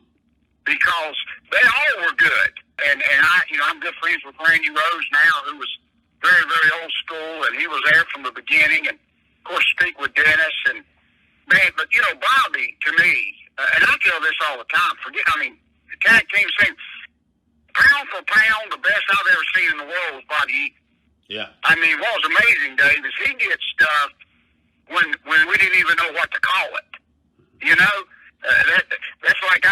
always joke with people, if they ever put Bobby Eaton in the Hall of Fame, it's going to be amazing to see who inducts him, because they didn't even have names for some of the stuff Bobby was doing, back then. And so the midnight, to me, was always an easy night. If you go back and see every match, Dave, that I had with Midnight, they always gave me something. In other words, they could have just went out there and, beat me up for 20 minutes or whatever. But I'll tell you a funny quick story is I wrestled them so much that when my oldest son, George Jr., who's like 35 now, when he was little, I would go up the cornet and I'd say, Jimmy, I'm working with your guys today. Would you mind just mentioning my name? This is when I was on TBS, Superstation, going all over the world. I said, my son's going to be watching, and as y'all are beating me up, could you just put a little plug in for my son? And Dave, it worked. I mean, many times Cornette and him Dennis would be beating me up, and Cornette would be right there at TBS with Tony Schiavone, and he'd say, man, we're beating George South up so bad, little George is going to start crying. Well, see, my son was watching at home, and he thought it was the coolest thing in the world. He'd go to elementary school Monday and Tuesday. He'd be the most over kid in the world, Yeah. Because all these other friends of his, these little kids have seen his name on TV. So. But, they had, everybody thinks rock and roll at Midnight, but me and Midnight could work with anybody, Dave. And they were some of my favorites. But that's kind of a badge of honor I love wearing, is that maybe I wear, I'm not maybe somebody else, but to work for every version of the Midnight, and to me, they all were good. Yeah, no, they were all outstanding, and they all had a little something different. I thought Stan really brought something different to it, but it was like they were both just really great teams. All of them. Right. Yeah. You mentioned Dave, I even related it to, and I know we've all kind of slowed down as we get older, but anytime I saw Dennis and Bobby, even towards the later years when they were doing like a reunion tour of getting back in the ring, and I'd hear some fans say, well, they're old, and I used to get so mad because I said, you better enjoy, the Midnight while they're here, and they're still out there doing it, and it's like me and my favorite rock and roll band, Journey. Everybody says, who's your favorite lead singer? And I just say all of them. I'm just glad, Journey's still making music. Yeah. And it's crazy how people look at things, but yeah, Midnight was the best. Yeah, I agree. Yeah, you did say the Rock and Roll Express. What about them? Any fun times with them in the ring? Oh, let me tell you something. I still love, I talk to both of them, Ricky and Robert, and I just spoke with Ricky. What's amazing to me, Dave, being in this business so long is maybe about 4 months ago, I got to wrestle Ricky Morton's son, Kerry, and as the first time, we know him as Moto, but you know what? You talking about pressure. I went out there with his son, with his dad in the audience, Dave, and what a special moment for me to just kind of go full circle, And I told you, I love Ricky Morton so much. I would have married him years ago if he would have said yes. Let me tell you, they used to be, and I think I've shared this before, but the whole time my kids were growing up, I never bought a toy. I never bought candy for my wife or roses because rock and roll, Dave, were getting so much stuff given to them at the shows, they couldn't take it all home. So what I would do at the end of the night is I'd go back to the dressing room, and you wouldn't believe the flowers and the cakes and the candy and the teddy bears that they just couldn't put all of it in the car. They were over that much. Well, Dave, I rounded up every bit of that, and took it home to my kids. My kids thought I was the greatest dad in the world. Because I'd bring them, teddy bear. I remember the first time I done it, I forgot to take the card out, and I remember my son saying, well, who's Ricky and Robert? And I said, it's the name of the Bears, Dave. I had it all, man, but dang, they were just so much. Here's the difference, Dave, and I could talk all day, is when I saw Ricky and Robert in the main event, I was never jealous. You hear stories of some of the younger guys being jealous, wishing that they were in that spot. And see, I never done that. because I knew if Ricky and Robert was against Midnight in the main event, and I was first match, everybody on that card was going to do good. Does that make sense? Oh, yeah. I mean, I knew that, man, my goodness, they helped me raise my family. I'll be honest. I just thank Dennis and his wife the other day for just putting, a lot of butts in the seats that helped me pay my bills. Mm. And they did. And I'll never, that sounds corny nowadays, but I'll never forget that. I knew if I was first match and I looked on that booking sheet and I saw rock and roll, my goodness. And I told you, I went up to, Nelson Royal, and forgive me if I'm sharing some of the stories, Dave, I've already said, but, Nelson Royal, an old-timer, owned a Western store right outside of Charlotte. And all the boys that were making money used to go in there and buy these rattlesnake boots. Mm-hmm. And I loved them. I've always loved cowboy boots, but they were like what Jake Roberts used to wear. I mean, from the knee down to the ankle, just for probably $900 a pair.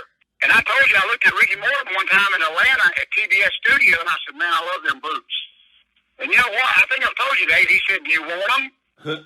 And I said, well, of course. He said, well, I'll tell you what, come by my house on Monday, you can have them. And I thought, man, what a cruel joke. Yeah. I thought, man, hey, Ricky, but you know what? I said, well, I'm going to go. Dave, Monday morning, I went to his house, and he gave me those boots, buddy. I got them at my house to this day. I mean, just, stories like that a lot of the fans never hear, but, man, I still have them. I mean, it's just an amazing, amazing time. And even now, with Ricky, I can go out there with him when we were working, and we still are, but we, think things are crazy with COVID. But, man, what a night off with him, just to still do it the old-fashioned way and hear people chant rock and roll, man, it still gives me, goosebumps. So, I was going to say, they just helped me feed my family for a lot of years, buddy. Yeah. No, I mean, that's so awesome. You're so grateful and you're so appreciative. It's one of the reasons why I like having you on, man. I was just thinking, I wanted to ask you before I forget. You worked with Kerry Morton, and you've also, you've worked with Dustin Rhodes in the past. I wonder what your record is for working with father and sons in the ring, because you've been in there with, probably quite a few combinations. Yeah, with all of them. Yeah. You know what was so funny, Dave? It's so amazing that you said that. Is right before me and you spoke today is Ricky Steamboat's son, Little Ricky. He had just texted me and sent me a picture of his family at Christmas. And what a beautiful picture. And so that just makes me, of course, Little Ricky, I still call him Little Ricky, but, Ricky Steamboat's son, Richie, he's not in the business no more and has been out for some time. But that bond, that connection that I had when I was training him and even, Reed Flair, Rick's son, just that special bond that I had with those that will live on forever. And, for Richie Steamboat today, as busy as we all are, to take time to just text me and tell me he loves me and send me a picture of his family. See, things like that and being able to, even train and work with a lot of these second generation, because I love their dads. I was just so much respect for their dads. And, I had a lady that wants her son to come to my wrestling school, Dave, and she's not a very big fan, and I don't know if she knows all about me, but she was kind of asking for a resume. And I started laughing, and I said, listen, when Ric Flair and Ricky Steamboat and Bobby Eaton, when they bring their sons to you, you better know what you're doing, lady. I'm not going to give you a resume. You don't have time to mess up. So, but, Dustin, I'm so proud of him. He's beginning to open up his own wrestling school. And I'm so excited, about that. I was there when he first started. Yeah. Everybody's heard of the Great American Bashes that Dusty did in Charlotte. We had 30,000 people here in Charlotte for a one-night wrestling show, outdoors. And what's funny, Dave, is that stadium, it ain't our Panther Stadium, it's just an old football stadium. It's still standing today in Charlotte. And every time I drive by there, this is where Flair landed the helicopter in the middle of the field, and the 30,000 people. Well, that day, Dustin was not even in the business yet. And the walk from the dressing room to the ring was so long that they had to get us a golf cart. And they let Dustin drive. He was so young, he drove the golf cart to get us back and forth to the ring. So every now and then I still joke with him that, man, you've come a long way since that golf cart, you know? Yeah. You know, one other thing I wanted to ask you, too, speaking of sons, your son recently wrestled for AEW, I saw. Yes. Man, let me tell you, I've been so excited over that, Dave. I could preach from the mountaintop. You know, I've always said at my wrestling school, and I've always, preached to my students, don't ever give up. Don't ever give up, no matter what somebody tells you. And here it is, my son. You're going to think I've been hit in the head too many times. Here it is, my son. He has not wrestled in over a year. He's gained a little weight like his daddy, and he's got 3 beautiful boys and a job, and all of a sudden, Dave, his phone rings. Now listen, I can tell you this first. I had nothing to do with this. Everybody thinks, George Jr., his dad, made a few phone calls. I said, no, if I could do that, I'd be down there. If I could make a few phone calls, I'd be in AEW. But anyway, Dustin Rhodes called him just right out of the blue. Dave, you'll laugh at this. My son didn't believe it was Dustin. He put him on hold. I said, you put Dustin on hold? But Dustin laughed when he finally came back around. But he just invited my son down there.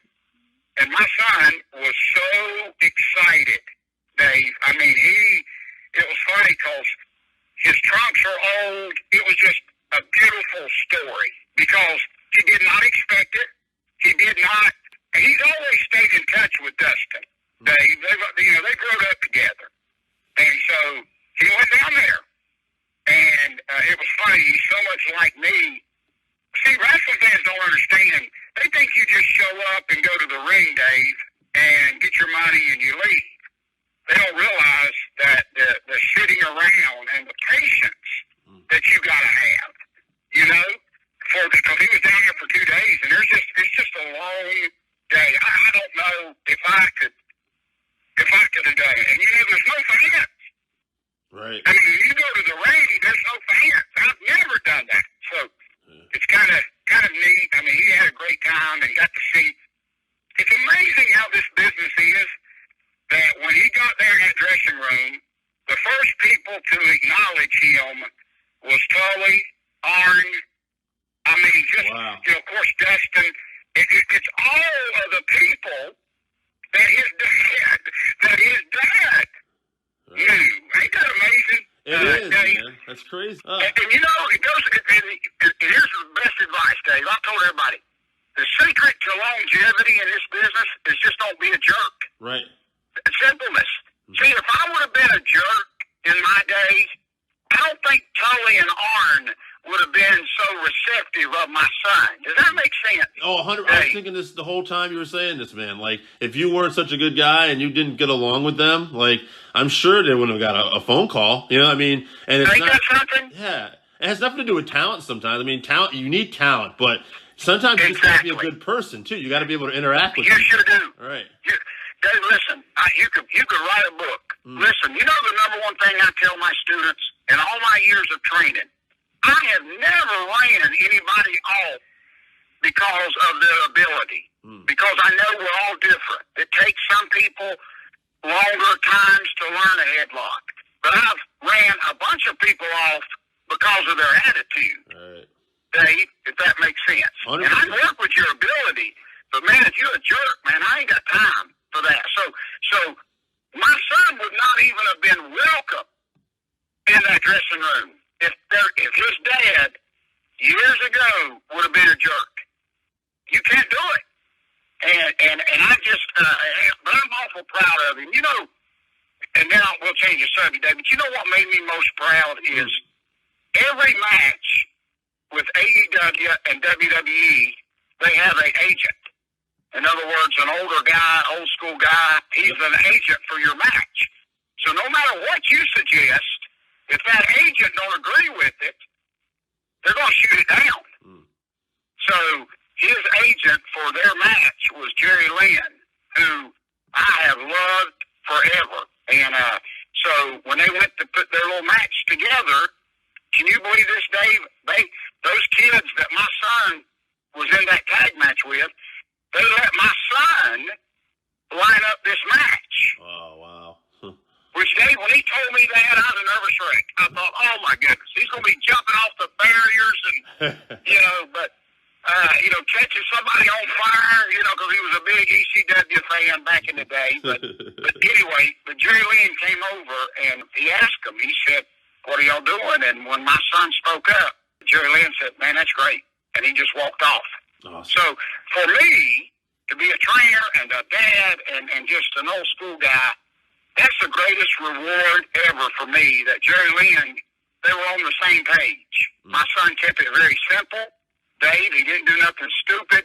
It was funny because when it was over, I told everybody he was a little bit nervous, my son. And I had this one idiot. He said, well, heck, he's been in the business for years. What was he nervous for? And I said, well, he had Cody Rhodes and Dustin watching. Yeah. And I said, oh, that would make me nervous too. I said, yeah, I think it would. But I was so proud of him. I was so proud of him. And but that's how this business is. You can be unemployed, not a job, and the next day you get a phone call. Now, I know that's kind of crazy in nowadays time, but Dave, I've always told people, I've never heard in my lifetime of somebody getting a dark match and then getting a job. And people say, well, what do you mean, George? Now, I'm not saying they don't bring you in, Dave, and take a look at you, but they already know about you. Listen, in my day, without the internet and YouTube and all that, when Vince McMahon called you up there, I promise you he's already found out all he needs to know about you. Right. Dave. Does that make sense? 100%. So, everybody say, I'm going to do a dark match, and I'm thinking, yeah, well, that's okay, that's good, but they already know. Listen, when you get there that night, they already know everything in the world about you, Dave. They do. With just a flick of a button, I told you when my boy Cedric, who I'm so proud of, with WWE, he was one of my students. Yeah. I told you when he had his first meeting with WWE, he took an old school portfolio down there. I mean, publicity pictures, VHS tapes, and they didn't want to see any of it. I mean, they already told him, we know everything we need to know about you. Oh, yeah. Yeah. So see, Dave, to back up a little bit, that's why I tell my students now that y'all need to be careful what you post on Facebook. Sure. You need to be careful what you put on social media. Because if you look like an idiot, first of all, I'm going to be mad at you. But you don't know who sees this. And so I'm sure there's a lot of guys that never get a chance, never get looked at, Dave, because of something stupid they said or done. You just got to be very careful. So, 100%. But anyway, 100%. You know that, and it's just me. Just act like you got. I tell everybody, it ain't brain surgery. Just act like you got some sense. Yeah, no, 100%. And nowadays too. I mean, not so much this year because everything going on with COVID's been in the news. But I remember about last year around this time hearing people getting drugged through the mud over stuff they said 15 years ago. Yeah. So it's like, can you believe that? Yeah. And you know what's funny is you'll love this, Dave. See, I tell everybody every day that I'm a mess up. I tell everybody that I have messed up, I've screwed up, I've made so many mistakes. So if you hear about it on TMZ News, don't freak out. Because I've already told you I'm a screw up. Right. But so let me tell you first that I'm a mess up. But what's amazing, Dave, is it just blows my mind sometimes that I'm all about second chances and because none of us would stand a chance if we didn't get a second chance. And, but I agree with you on that. I'm thinking, holy cow, man, it's like people don't have nothing better to do than go back and find something that we may have said or done. And that's why I just tell people up front, whatever you need to know, just ask me. But I know that, I've been, all my mess-ups have been washed away, and man, every day is a brand new day, especially in the wrestling business. Like I told you, I went up to Eddie Gilbert one time. See, Eddie Gilbert, who I love to death, hot stuff Eddie Gilbert, he was famous for burning bridges. In other words, you go back, and it wasn't a secret in the wrestling business that he would quit anywhere. He didn't care if you planned on a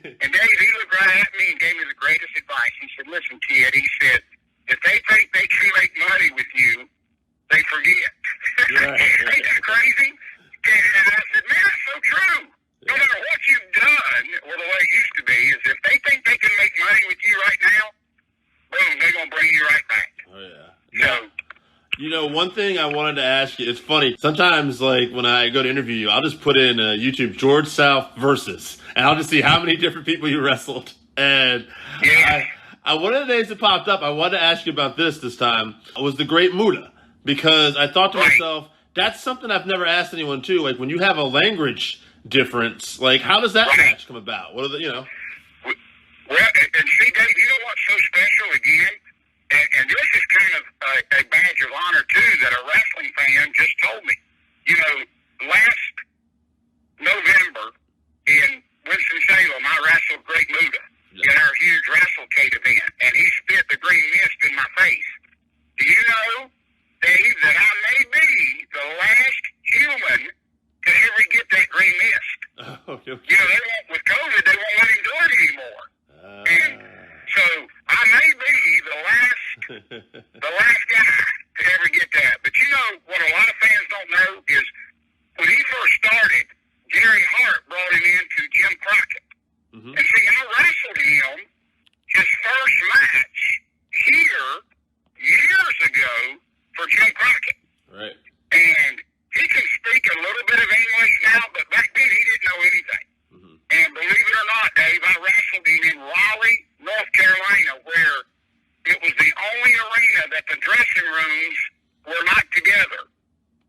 In other words, we couldn't talk. Gary Hart didn't talk. The first time I ever seen Great Muta was he was standing across the ring from me. Mm. So see, then 95% of the guys that wrestle now would have took off running the other direction because they didn't have a chance to talk it over. And I'm so thankful, Dave, for the way I was trained that I was able to go out there even then with Muta.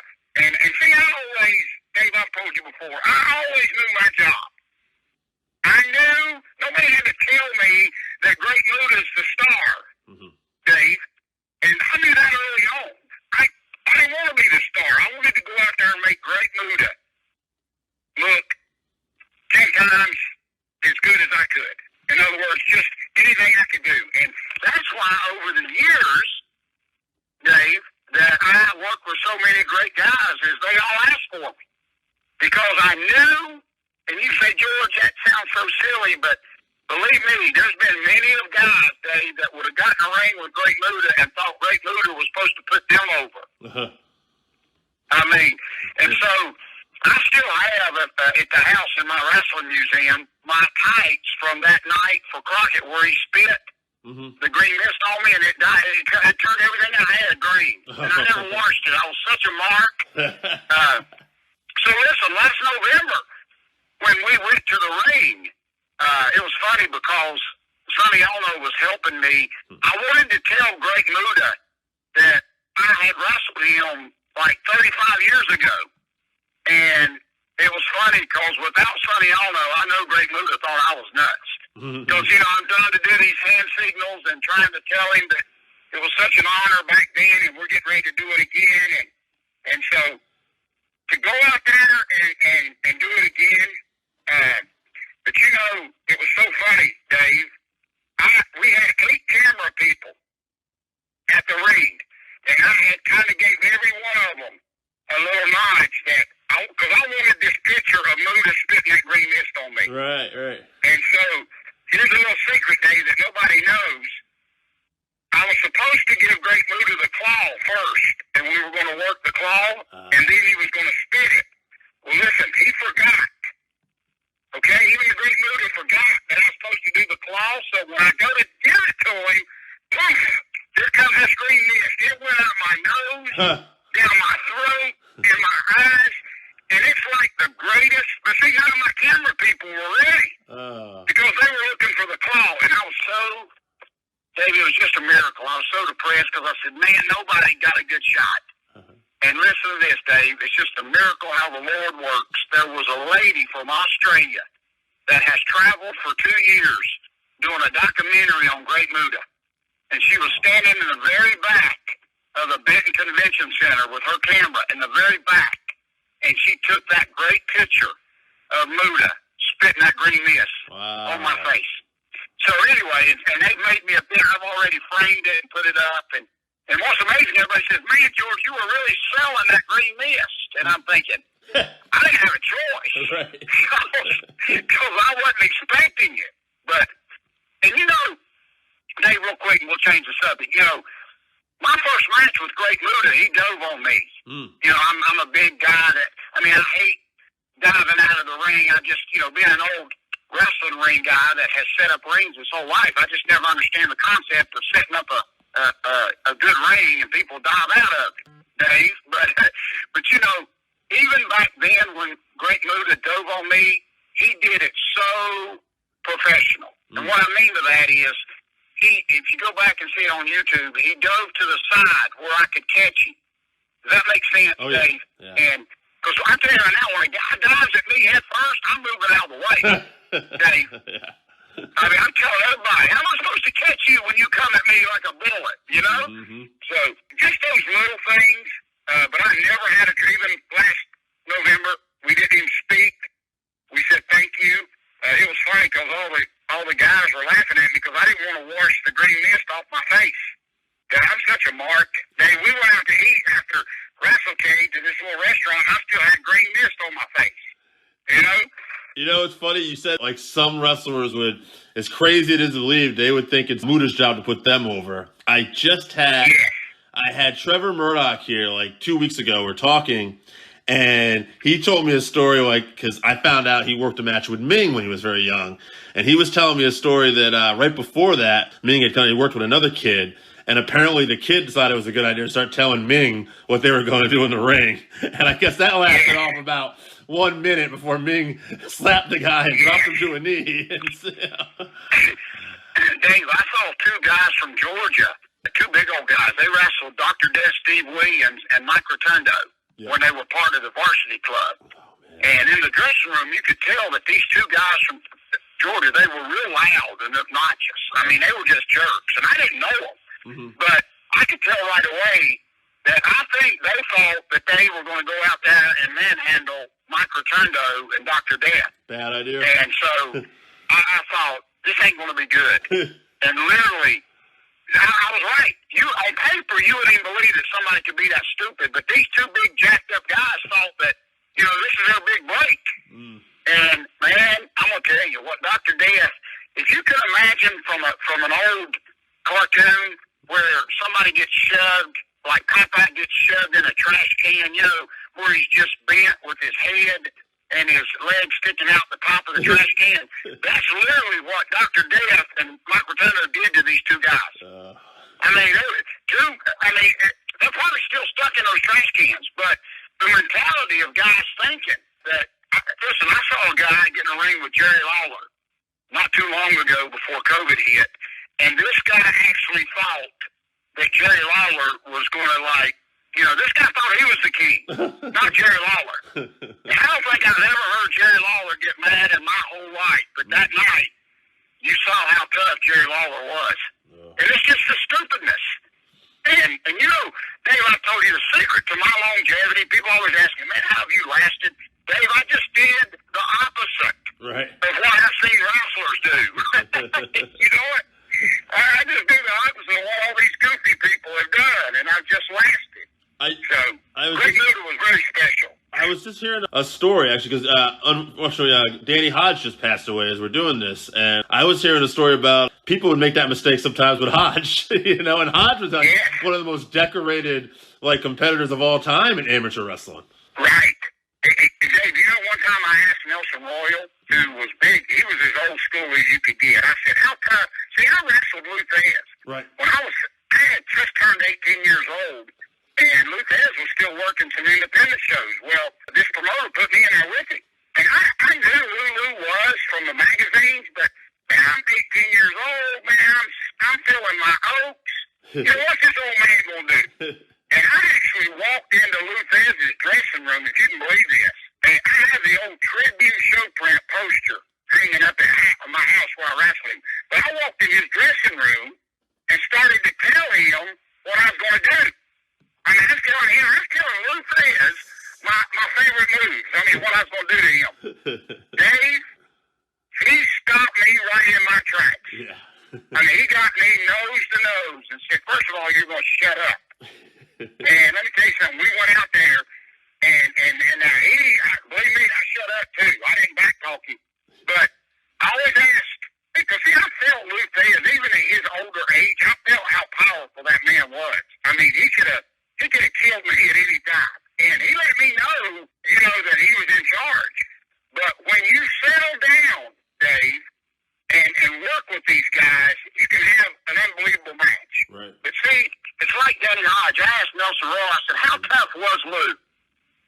Jason used to laugh and say, well, we never really knew because everybody was afraid to try. So see, I'm not, these guys were tough, but if you had any sense, you never tried to find out, Dave. You just, it was funny because we used to say Luthez may not have been, all that tough, but who was going to find out? Not right. me. Yeah. If you were smart, you didn't want to know the answer to that. Yes. And see, even now at my school, Dave, I saved a message on my phone of this guy that I've never met. He called my wrestling school, and he spends 20 minutes telling me about all of his karate awards. I mean, he's black belt. It's funny because when you hear his awards, you're thinking, why the heck does he need me for? He needs to be fighting Chuck Norris somewhere.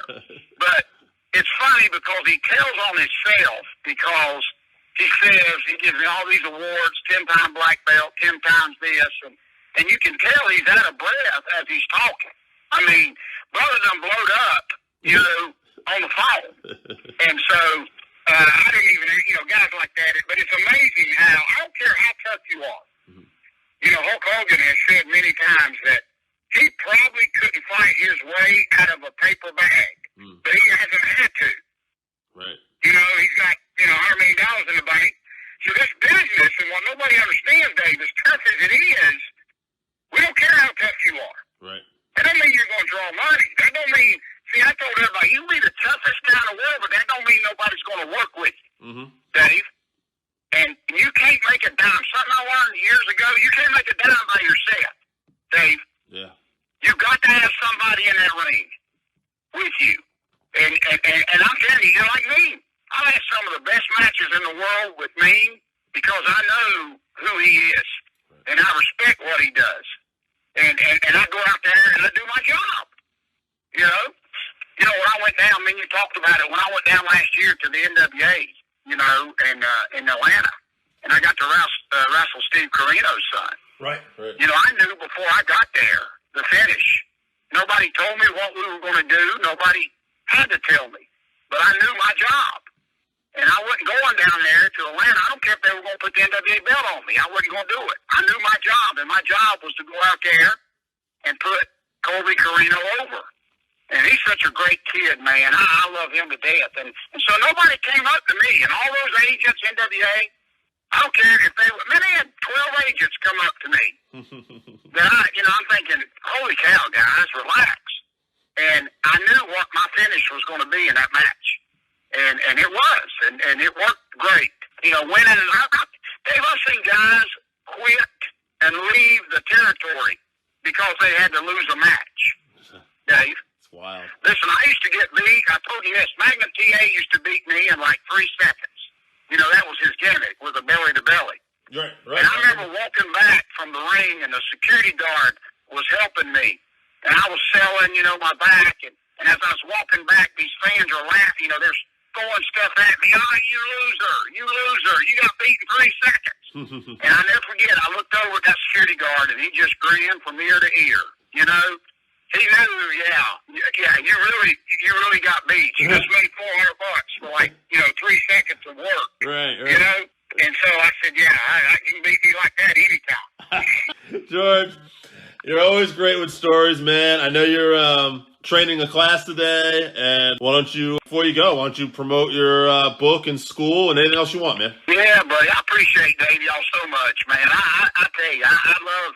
Man, we could talk all day, buddy. I do, and believe me, y'all are first class. There's a lot of interviews I do. Man, I did one the other week, a podcast, and I ought to mention their name, but Dave, listen, and I understand things get busy, but they put me on hold for 38 minutes. Dave, I'm not making that up. 38 minutes, and I can't. Why? If I wasn't, I don't know. The devil almost came out in me, buddy. Let me tell you. I'm glad it did, George. I'm glad it did. Oh my God! They finally got on and never apologized, and we did the interview. But I was pretty much, and I understand things happen. But so what I'm saying is, all podcasts ain't the same. No. Let me tell you, buddy. Just like wrestling matches. But anyway, man, they can come to georgesouth.com. That's my little website. And of course, they can look at my book. You know what's amazing, Dave, is I've got a new book out. I mentioned it last time. It's every match I've ever had. Oh, right. In other words, this guy, he did a results book for me. And it was so funny because I'm so proud of it. There's over 12,000 matches in this book, and the dates, who I wrestled, and a few pictures and stuff. But it was funny when he gave me the book. Nobody had seen it, and he was sweating. I think I told you, Dave, he was a nervous wreck. And I remember I said, Jason, what is wrong with you? And he said, man, I just want you to like it. And I said, buddy, you just typed my name 12,000 times. I ain't never going to tell you that I don't like this book, even if I did. And then I asked him, I said, are you still married? I said, there's no way your wife would let you stay up all night typing George South's name. So I got that. I've got, what's cool, Dave, these are the hottest selling things in the world. And, I've got my own Slam Buddy out, which is very similar to what WWF did years ago with their Wrestling Buddy. Oh, yeah. And so we've got a great guy in a company that does mine. And it's funny because every time I come up with an idea, some smart aleck on Facebook says, man, that's stupid. And so what I do is, if they just shut up, Dave, these ideas would just go away. Yeah. Okay?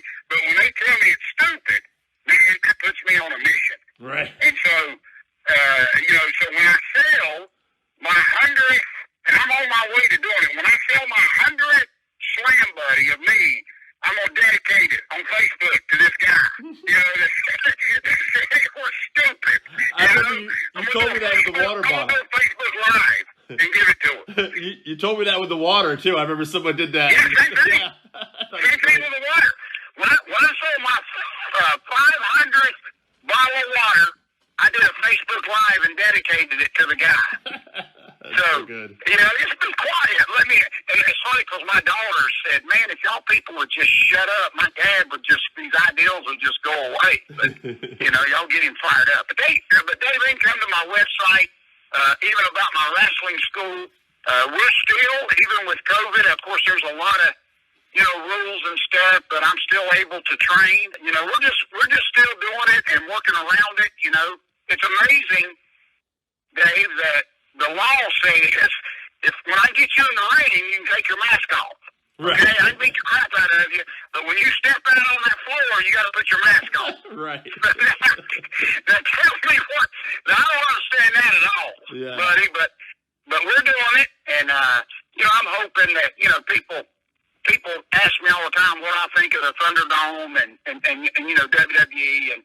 Man, that's okay for now, but I'm hoping that ain't the way that wrestling's going to be because there's nothing like a live crowd. Right. Dave, and I know we got to be safe and all this kind of stuff, but, man, I'm hoping that wrestling in empty buildings is not the future of pro wrestling. 100%. And I'm just, and so I know we're doing what we got to do, but I tell fans all the time, no, I don't like it. I mean, I know that the guys are getting to work and we're still getting wrestling, but that ain't, man, we need to be around people and that's what I'm working towards and I'm being very safe, on my mask and all this goofy stuff, but man, pro wrestling belongs in arenas. Yeah. Man, where you can still get a night breath and smell the popcorn and I think I'll be saying that 100 years from now when we do a podcast, Dave, I'm going to still be saying that, okay? I love it. George. But I appreciate you, man. I do. Thank you. Thank you so much. Thank you so much, man.